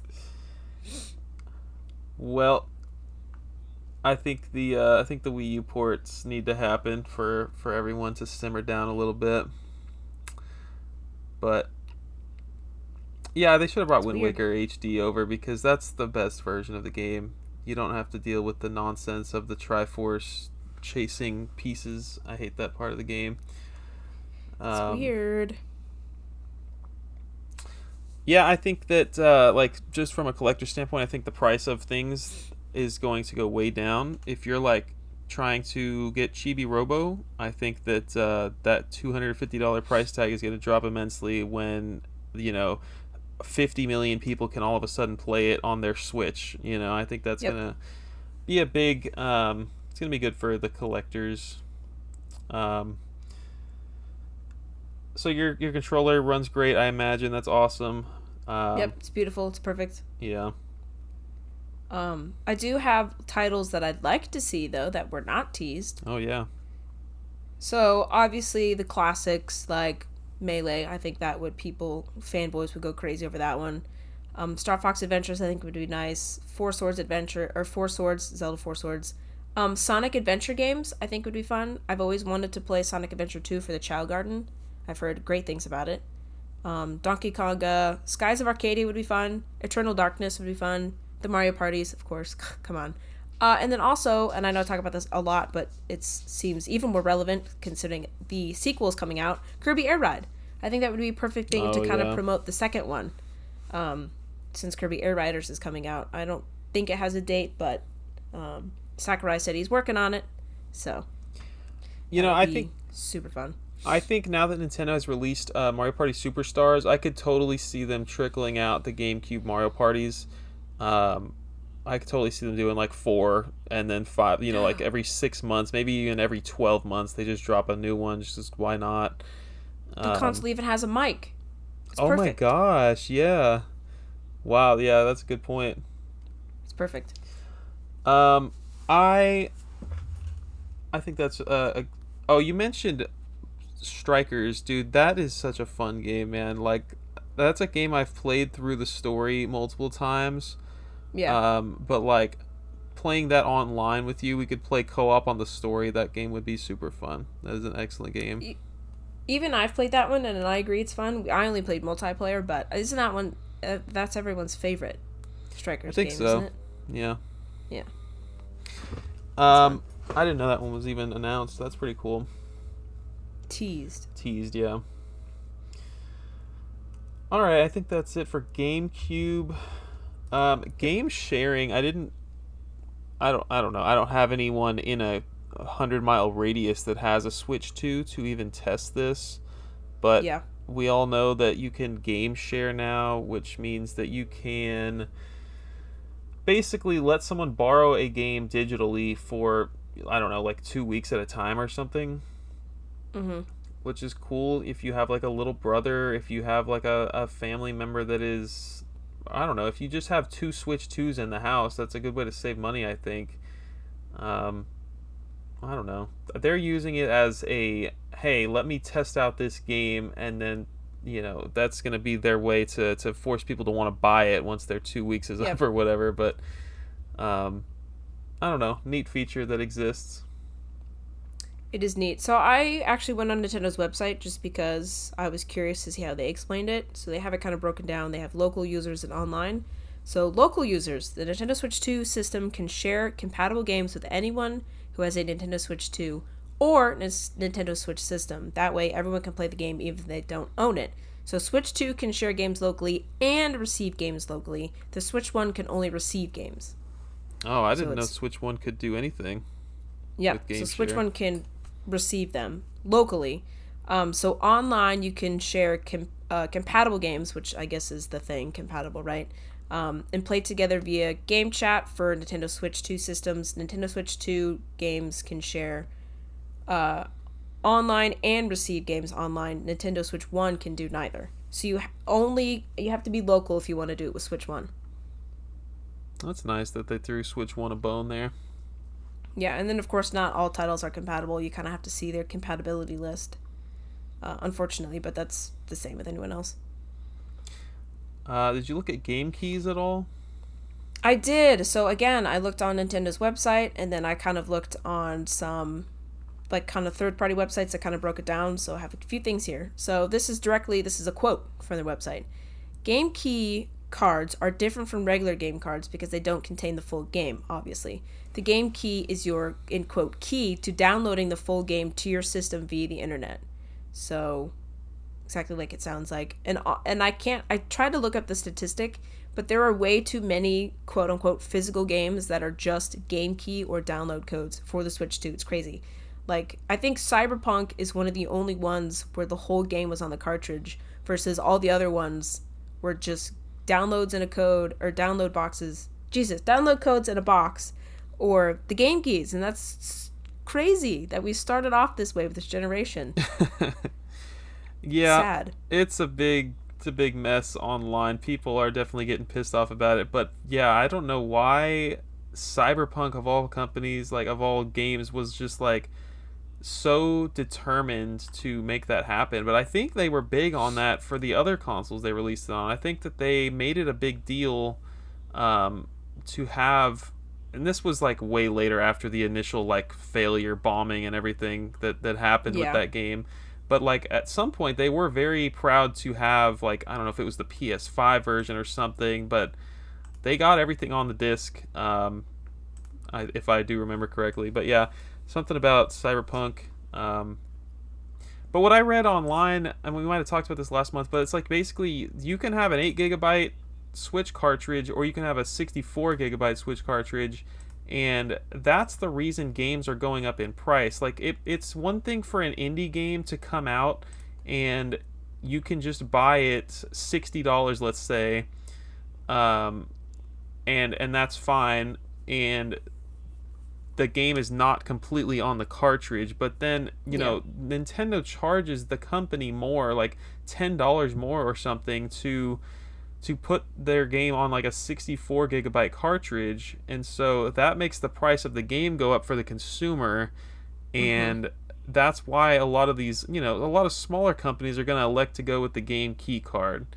I can't speak for Capcom releasing Street Fighter 6 on a game key card, but like Right. indie games, it totally makes sense that you're not going to put your entire game on this cartridge. Yep. Yeah, it's very confusing. Um, and there's even more than that. So there's Switch 1 games on Switch 2 carts with a downloadable upgrade. So that's just like basically the company just takes the Switch 1 version and slaps it on the Switch 2 because, whatever.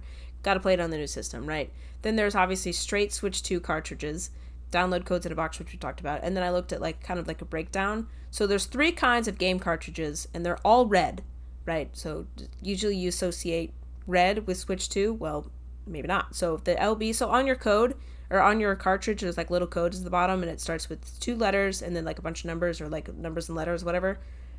So the first one is LB, and its cards only work on Switch 2. Then there's LP, and those are game key cards, and then there's LN cards, which work on both the Switch 1 and the Switch 2. So it's confusing. You think that all the red ones are going to be associated with the Switch 2, but alas, I guess you can play some of them in the Switch 1.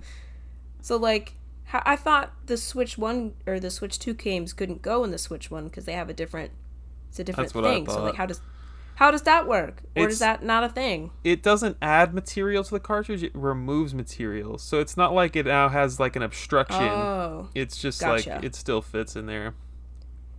So, just in case you wanted to explain this to your mother, for getting Yeah. you games for holidays or something or birthdays, it's like, I don't even know. And you're going to have to, like, super read the box or, like, super look it up before if you want to collect, like, a fully physical. It's just crazy. Yeah. It makes me angry. It's so confusing.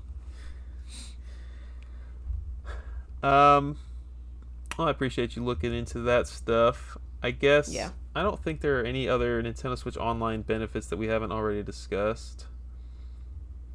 Not specifically to Switch 2, but just to note, I have appreciated that they've come out with like different player icons that you can purchase with like the platinum points or the silver points or whatever. It's like 10 silver points or coins, and you get like fun characters, or like you have to open this game and play it, and then you can unlock those ones. That's just fun. Yeah. It's not exclusive to Switch 2 at all. It's Right. just a little fun thing that they've been doing. Um, I think that the Zelda app, or like the Nintendo Switch app, has had a nice overhaul. The Nintendo app, I guess is what it's called. That app has had Yeah. an overhaul and works great. You can see your friends online now. Um, oh, that's another thing about Game Chat. I got I got a notification on my phone that someone invited me to Game Chat. Naturally, I'm thinking this is a billion-dollar company. They've multi-billion-dollar company. They've got the ability to let me join the Game Chat from my phone app so that I can talk to my friends on the Switch too. No, that's not a thing. Yep. Oh. So they gave me the notification on my phone. I still had to walk to the other room, grab my Switch, turn it on, and then I could join Game Chat, which is just silly, but expected. Yeah, it's expected. But yeah, so like there's the Zelda Notes app and like all the stuff that goes along with it, and I think that stuff is exclusive to NSO. Maybe not. I think it is. I think you do have to have a subscription. Okay. Maybe that's the music app. I don't know. NSO has something for everybody now. Like, you obviously have the NES, Super Nintendo, N64, Genesis, GameCube, Game Boy, Game Boy Color, Game Boy Advance. You have all this retros content that already makes it worth it. But, like, now you have, I mean, you already had the Mario Kart 8 tracks. You already had the Animal Crossing DLC. There was, like, Splatoon DLC. There's so much stuff with the NSO already. Now you've got this Zelda Notes app updates. You've got the game chat. I think that there's no way it can be $50 a year for much longer. I think they're going to start increasing the price soon. For sure. Yeah, definitely. And this is kind of separate, but I was just thinking about it. I wonder if I put in a Switch 1 cartridge into my Switch 2 and there's a Switch 2 upgrade available, will it pop up and be like, hey, did you know that there's a Switch 2 upgrade available? Or like, take me to the eShop, or like, will they advertise it if it's included with Nintendo Switch Online? Because like Breath of the Wild and Tears of the Kingdom, it was a free update if you have that, so like, or upgrade. So I wonder if it has that. I haven't tested it out, obviously, but that would be kind of nice. It's like, oh hey, you can pay $5, $10, whatever it is, and you can upgrade it. But For like, Tears of you know what I'm saying? Yeah, so for Tears of the Kingdom, I didn't get a pop up or anything. I had to go to the main menu of Tears of the Kingdom, and I saw like there was like a new line on the main menu that said Nintendo Switch 2 Edition or something, and I had to Yep. go download that from the eShop. See, I went to the eShop and downloaded it, so then I didn't see that. That makes sense. They could certainly do better at making it more obvious, like as soon like Yeah. from the homepage. That would be great. Like, make it clear, like, make a like little icon in the top that's got like a 2 on it or something, and then you click on it, it's like, hey, so there's a 2, there's a Switch upgrade. That would be nice. I know they're listening. Nintendo, make that happen. Yeah, I mean that's easy money for them. Are we ready to talk about the future games we're looking forward to for this console? Oh, for sure. I think obviously Donkey Kong is around the corner. Do you have any interest in Donkey Kong Bonanza? Maybe not day one, only because I don't know. I love Donkey Kong, but like he's not my favorite. And if something releases like a couple months after that I would be more interested in, I'd rather have that. If that makes sense. I think that you're gonna get sucked into the FOMO around launch. I know, and I usually do, and I'm trying to be better about that. And I keep saying I won't, but I probably will, because it's not gonna like drop in price in the next year. So it's like, if I want to play it, I'm gonna play it now. You know. I'm gonna get that game day one. I'm hoping there's like some cool pre-order bonus at any retailer. Is that Oh my gonna god, suck you Walmart is gonna deliver it to your door with bananas. in? Can you imagine? That would be awesome. What a marketing gimmick that would be. That's it for me as far as like content that has been announced. It is just Donkey Kong it? Bonanza. What? What else has been announced? I could care less about Kirby Air Riders. I'm so sorry. That's fine. That's not even what I was gawking about. There's Pokemon Z to A. I'm very much looking forward to Pokemon. Okay, the new Splatoon Raiders that was just announced. Not interested in that. Okay, I don't have the Nintendo News app. Tell me about that game. Is it just single player? So basically, it is, yeah. So it's basically just like a. They didn't really release that much about it. Obviously, it's going to be like a shooter because it's Splatoon, but it's completely a single player experience. Now, I don't know if there's going to be online. I don't know. But as far as I know, and as far as they teased, it's like you're exploring like the lore of the Splatoon world. It says you're working as like a mechanic and you have to like travel all these places and do stuff, but I don't know. It was very not explained super well. We basically just got like a trailer. We didn't really get any gameplay or anything. But yeah, it's a spin-off. It's a first person, or it's a single player kind of experience. Are you I think intrigued? it's nice. I am intrigued because I do really like Splatoon, and as much as I like the online, there's only so many games that you can play before it gets like repetitive. Like I'll get sucked into it for like a couple months, and I'll be like, "Wow, I just did the same thing over and over." But again that's for because a couple Nintendo months. has messed up Splatoon's online. I think that there's a lot more that they can be doing to Splatoon's online to make it, I don't know, longer lasting. Yeah, and that's probably true. But that's with me for like anything. Like I got super addicted to Fortnite for a while, and then I was like, well, that's just the same shit over and over again. Anyway, I'm excited for that, especially because the games don't really have. They have kind of like a training single player mode, but like nothing expansive. And the lore of Splatoon is actually very interesting. I don't know if you've read like the manga or like seen anything about it, but it's like kind of interesting, kind of fascinating. Also, Hyrule Age of Imprisonment. I can't. Oh yeah. It blows my mind. It doesn't blow my mind, but it's very interesting to me how much content and games that they have made from Breath of the Wild. Like this would be the 4th game. Breath of the Wild, Tears of the Kingdom, Age of Calamity, and Age of Imprisonment. That's 4 games just based on the lore of this one alone. And I love it. Heck It is absolutely incredible. Now, I don't know if it's going to be like Age of Calamity where it kind of is its own timeline but still uses the same characters. Don't even care. Don't care, right? It's just that the world is so fascinating, and I love it. Also looking forward to Elden Ring, the Tarnished Edition, which I think is just funny. To give it a name like that. Tony Hawk Pro Skater 3 and 4. Hello. Wait a minute. You're looking forward to Elden Ring? Yeah. Who are you? Me. I'm me. I'm me who only has a Switch, who only buys Nintendo consoles. Me. And now that it's coming over, Interesting. it's exciting. All right. Will I be bad at it? For sure. Will That's I probably fine. stop 5 hours in? For sure. Because I know that it's a super hard game, and I don't really rock and roll with super hard games. But we'll see. And it's funny because I literally have it on the PlayStation 5, like right there. Actually, it's in my closet. And don't tell the people who gave it to me. I had to put it in the closet because there's no room over here for the Switch 2 and it. So it's literally in my closet.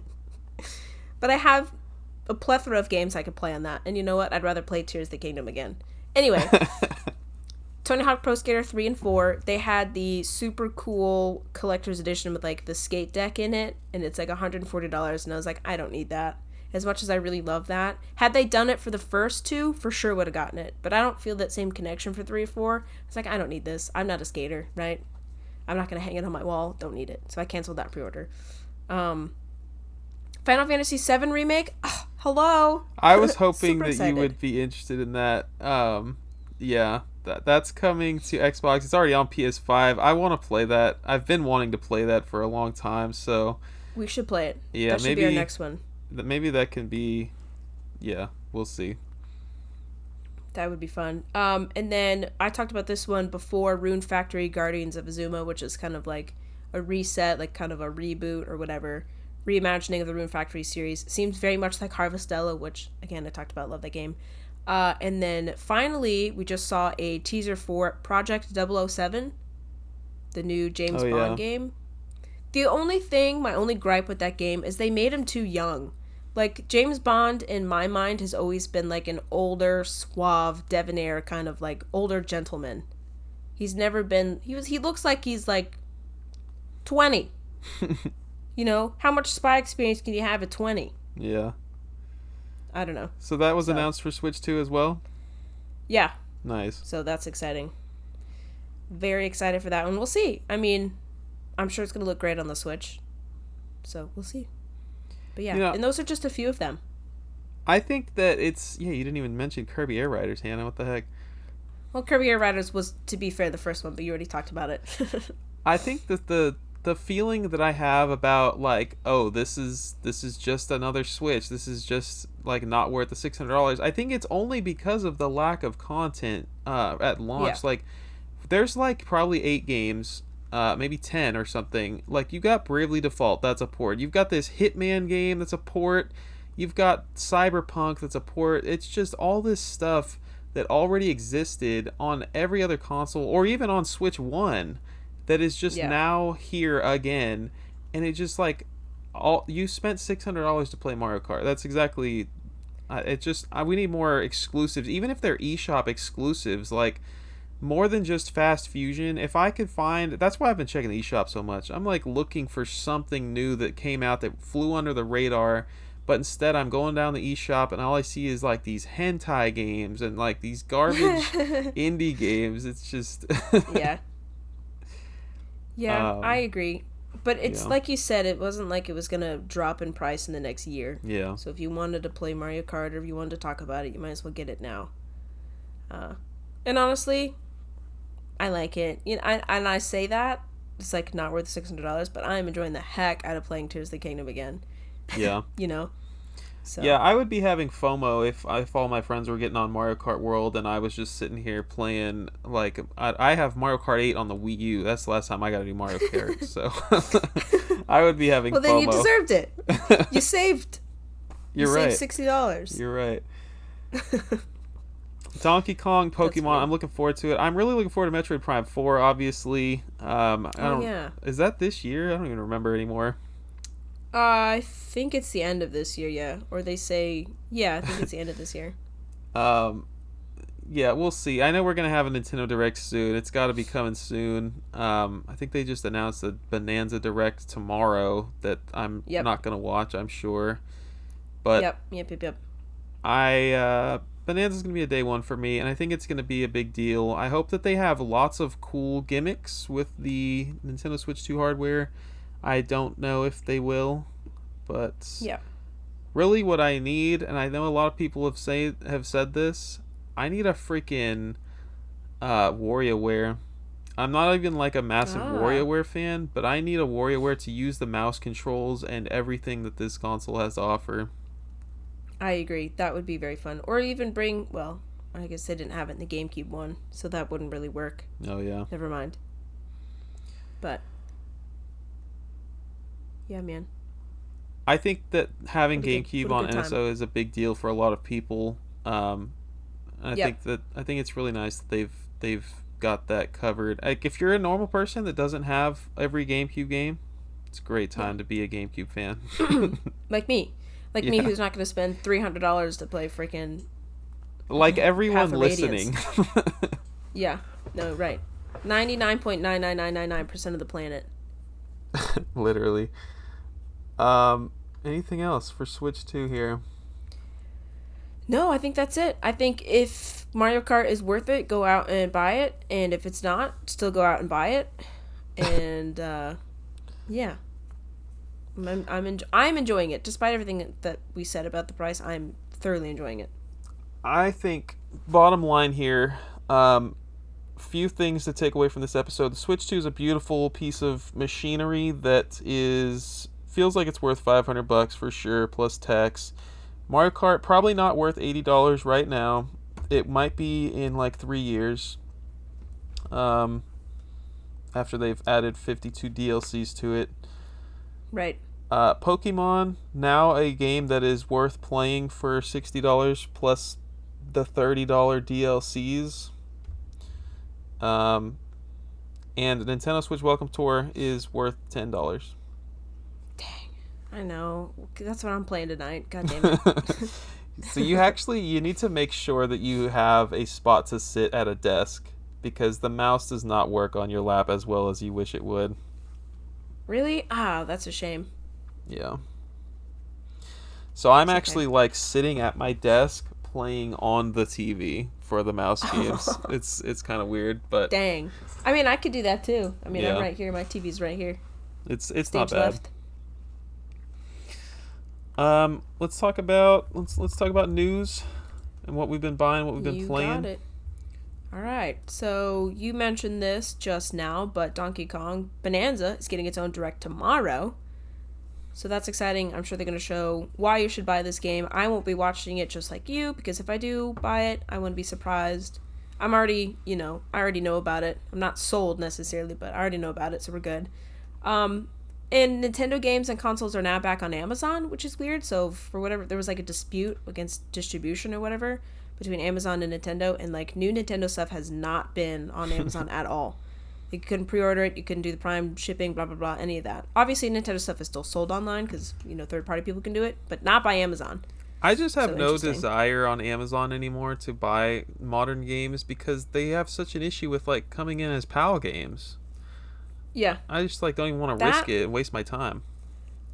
or because Amazon ships so much stuff and literally they don't care. Like I'll get a special edition and it'll come beat up and squashed and it's just like I'd rather go pick it up from Best Buy or Target. Target, super good at shipping things, and it's crazy that Amazon, the shipping company of the world, is shit at it. They'll Yeah. put it in like a bubble mailer and be like, yeah, here's your $120 special edition. Hope it didn't get messed up.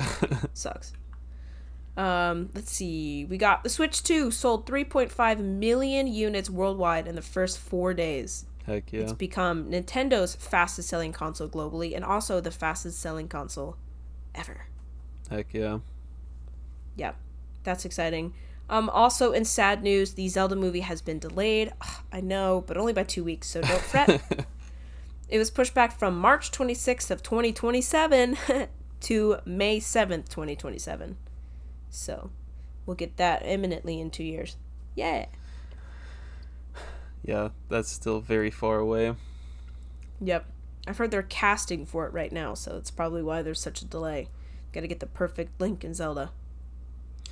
Um, so the week the Nintendo Switch 2 launch was kind of insane because we had Summer Games Fest, Mm-hmm. we had the Xbox Showcase, and I think we had the PlayStation, whatever they call that, like literally all in the same week. I'm pretty sure, and Yep. so I didn't watch any of them actually. I think I caught a bit of Summer Games Fest just because like I was playing Switch 2 in handheld mode and I had that on in the background.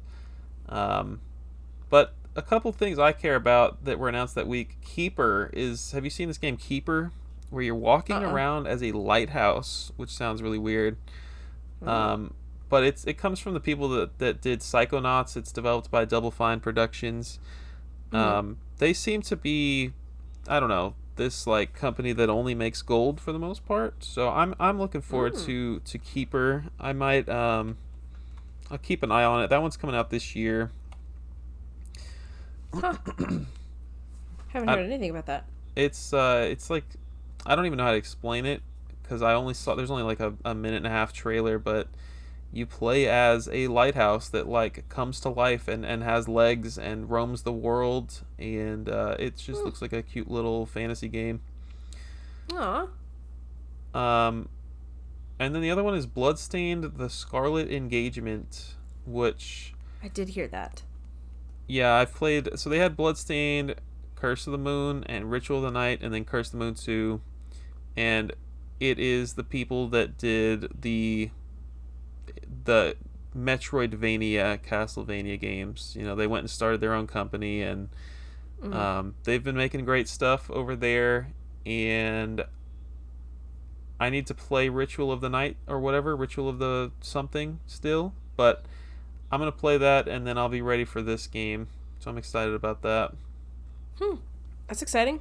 It's not Castlevania, but it's close enough. Exactly. Konami may never give us what we want, but That is so strange. at least the ex Konami employees know what we want. There you go. You been buying anything, Hannah? So no, not really, besides obviously the Switch and the Amiibo and all that jazz. But I did pre-order something which you said counts, so I'll take it. Finally, you can pre-order the Gex trilogy for the Switch. Now, obviously, I've been waiting for it on the Switch, and I don't know if there's going to be a Switch 2 upgrade or if there's going to be a Switch 2 version. So, like, I don't really know what's happening with that, but it's just the first three Gex games. One, Enter the Gecko, and Gex Undercover or something. Gecko Undercover is the third one. They're fantastic. I love them. I've never played the first one, which is interesting. Love the second one. Played the third one, I don't know, like 15 years ago or whatever. Enjoyed that one as well. Looking forward to it. I don't know, does Limited Run Games still put their stuff in Best Buy? Or has that partnership As far as ended? I know, they do, yeah. Because, like, as much as I love Limited Run Games, which is not that much, I don't know why I said that, but, like, I don't want to pay, like, their $8 for shipping if I Oh, can just get it from Best Buy. Or they did do it on Amazon for a while, but I don't know if they still do that. Or VGP, which does free shipping if you buy a certain amount of stuff. So it's like and I don't give a shit about the trading cards that come from Limited Run Games. Don't care. What am I gonna do with those, right? So it's I like didn't even know that was a I don't. thing. They do like trading cards or whatever. I think when you buy from them, that the other ones say that they don't. Those are like exclusive. And then I was like, well, what if I just got it digitally? Because like I still have to wait. Like you can play it right now digitally on the Switch, Yeah. but physically it's still a pre-order, so it could take another 2 years. God, I don't know. So if I I'm down want to to go play it, digital all the way on Switch 2. Screw it. wow, holy guys, who are you? I've never met. What happened to the real Christian? What happened? I'm one for What'd you do to him? wait, if you count Welcome Tour, I'm 2 for 2 on digital Switch 2 games. I guess I'm 1 for 1. um Damn. yeah, I was on the eShop last night and I saw the Gex trilogy was up there already. I was surprised.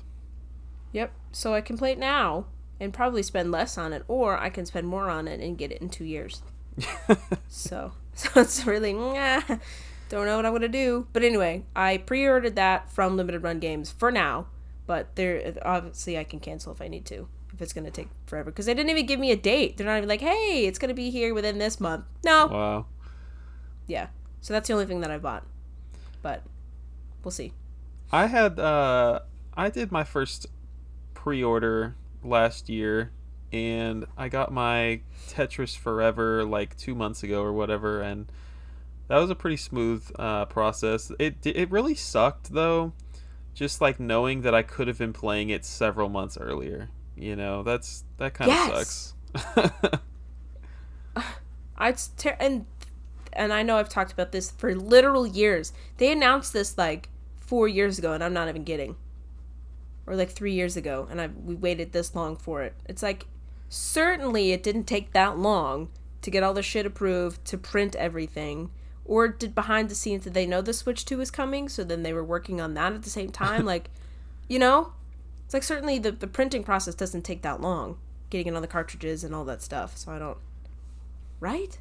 Yeah. Am I crazy? Yeah, I don't know what's going on over there. They're probably backed up to the moon. Yeah. You see Tariffs this? and all that stuff, I get it. You see this news about the Carbon engine? Limited Run has their own game engine, so it's called the Carbon engine, and some of the games that they release are running on that Carbon engine. And as soon as the Switch 2 came out, the people on Reddit were putting their Limited Run games into the Switch 2. And if it runs on the Carbon engine, like, it is just not playable on Switch 2. Like, the screen looks crazy, and it's just like there's something insane going on inside. And I heard some speculation that it just needs like a software update, but like that Tomba game that got remastered or remade or whatever, like straight up just did not work. Really? But I don't know how many games actually use that engine, and I don't know if they've fixed it since then. But yeah, that was interesting. I did not know that. I didn't even know they had their own engine. Interesting. I don't know if Gex is going to be affected by that. I'm sure anything coming out henceforth is like they're going to have that taken care of. I would certainly hope. I hope so, but you never know. I haven't been buying anything. I did go to a convention I already told you guys about that last month. The only thing I've gotten really, aside from the Switch 2, was shout out to Matthew Vania on Instagram. He sent me a GameCube game for the set I needed. It was an NCAA football game, but he just like went to a convention in his area and he asked for my GameCube list, my last 25-ish games that I need for the set, and he was like, I'm going to look for something for you, and he just, like, out of the kindness of his heart, just bought it for me and sent it over here, so that was awesome. Aw, nice. Look at you, you're almost done. Almost there. Been playing. Have you been playing anything that you haven't talked about already? Dead by Daylight, that's one I've been roped into. Mario Kart World, Tears of the Kingdom. Nope, that's it. Been playing Dead by Daylight from the comfort of your closet? Yeah, exactly. I haven't played it in a couple days since the Switch 2 release, but yeah. It's over there in the closet. I have been playing other things. I'm still playing Doom: The Dark Ages, and I love it so much. It's actually pretty long. It's got 22 levels, and I'm on like 18 now, so I'm getting there. Great game. I talked about the fact that I was playing Metroid. Like, let me talk about Metroid for a minute. This game... So we did the Metroid manga episode last month, and that's what kind of spurred me to finally... Like, I've started Metroid before, and I started it a couple times, just never really got that far. And I mentioned I was going to make my own map when I played it, and so I sat down with a clipboard, pencil, and paper, and I made my stupid map, and this game was still, like, it was challenging as heck. And it's most of my challenge came from, I guess, like, not drawing a perfect map, or like you know what, it came from not understanding this game entirely. It was like, this is the kind of game where you have to like shoot at random walls to find out if there's a secret there, because there's no in-game map. You're gonna be shooting every pixel on the freaking platform looking for... Oh God. Yeah, and it's once you understand that, it kind of accelerates the process a little bit. But before I knew that, I was like, oh, okay, so this game just sucks. Like, um, It's just bad. it's so the game is pretty. It's good. It's a good game. I don't think it's aged well because we've gotten so accustomed to maps and stuff, and like Yeah. I think that the big thing that a lot of people probably miss about this game, they don't see firing it up in 2025, is that like the difficulty of this game is the discovery and the exploration. And so if you're not going to like take the time to draw a map, if you're not going to take the time to like rack your head and try to figure out where you're supposed to go next, then there's really no point in playing this. Like if you're gonna go on Google and find all the answers and everything, I don't think it's worth playing. There's no challenge at that point. There's just nothing to experience there. And in which case, like play me at Metroid Zero Mission on the Game Boy Advance. That's what you should be doing if you're not going to draw a map, in my opinion. Um, I'm glad I did it. I'm glad I never have to experience it again because it wasn't something I enjoyed a whole lot, if I'm being real. Like, if this game wasn't historically important, if this was like some random third party game, there's no way I Yeah. would have just sat through it and played it. But Yeah. I'm glad it's over. Oh no. The best part of Metroid is when it's over. I was like, what is that? Was that my first Switch 2 game ever beaten right there? Metroid on the NES? Youch. And you hated it. I didn't hate it. Um, and then the last thing was Final Fantasy Adventure, which I know you have some experience with that we've talked about. Um, Yep. that game is actually a lot of fun. I finished it up on stream the last Wednesday, and it was a blast. You know, I think that no one in there ever talks about Final Fantasy Adventure. I think that I've never met a person who's like, "Oh yeah, I've played Final Fantasy Adventure." Um, it's it's the first mana game. If this is your first episode of the Unlockable podcast, it's the first mana game. It's playable on the collection of mana, um, and it's not really. It's not a turn-based RPG. It is a full-on like Zelda type of game, where you're a Yep. top-down. You're looking at a top-down map and you're exploring, and you have a map and you are going from dungeon to dungeon. It's a lot easier than Zelda, and it's a lot more focused on the combat. But as far as like a game from 1991 goes, I think this game holds up really freaking well. It was like probably like 15 hours or something. Like, I was surprised. Mm-hmm. Um, I really enjoyed it. I think that the music is really good. I think the sprite work is really good. I think it's just a really good Game Boy game. Yep. I enjoyed it while I played it. I really did. I guess that's it. Yeah. Who would have thought? 2 hours. I look forward to talking more next month about Nintendo Switch Welcome Tour after we've both Yeah. completed it. Yeah. 15 hours I can do. Or 12 hours you said I can do that. Hopefully there'll be more Switch 2 games out in a month besides Bonanza. Hopefully there are some other games from other companies because it's looking a little Yeah. dry right now for the $600 I just spent on it. Hopefully at least a direct so we know specifically more what's coming. Like, I know we have a good track of like what's coming in the next. Actually, I don't know if any of these have specific release dates. I know Pokemon does. I think it's October, I think. Kirby Air Riders, no. They didn't give us one for Raiders. Bonanza, obviously, we know. But all the other ones, Prime 4, I don't that's know. it. I don't know if Hyrule Age of Imprisonment has one. I don't know. So I would like to see a clear map of where we're going.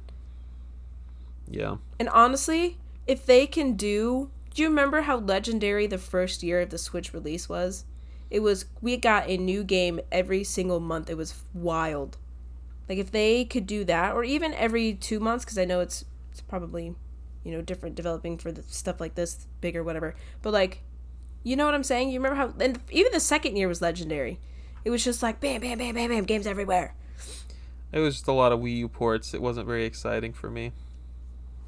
Well, for me, it was. Because we got Tears of the King. I mean, we got Breath of the Wild. We got Mario Odyssey. We got Xenoblade Chronicles 2. That's 3 giant games. Yeah, right you're there. right. Bing, bang, boom. Yeah, it's crazy. I don't know. Let us know if you got a Switch 2. I can't believe we talked for 2 hours, but it's all that pent up Switch 2 talk that we were holding in for you guys. Yep. We haven't talked at all. Let us know what you think of the console so far. Come join the Discord. Leave us a positive rating on your podcast platform of choice. Where can the people follow you, Hannah? Game Girl Advance SP on Instagram. I guess I kind of cut us short here. Did you have anything else you wanted to say here? No.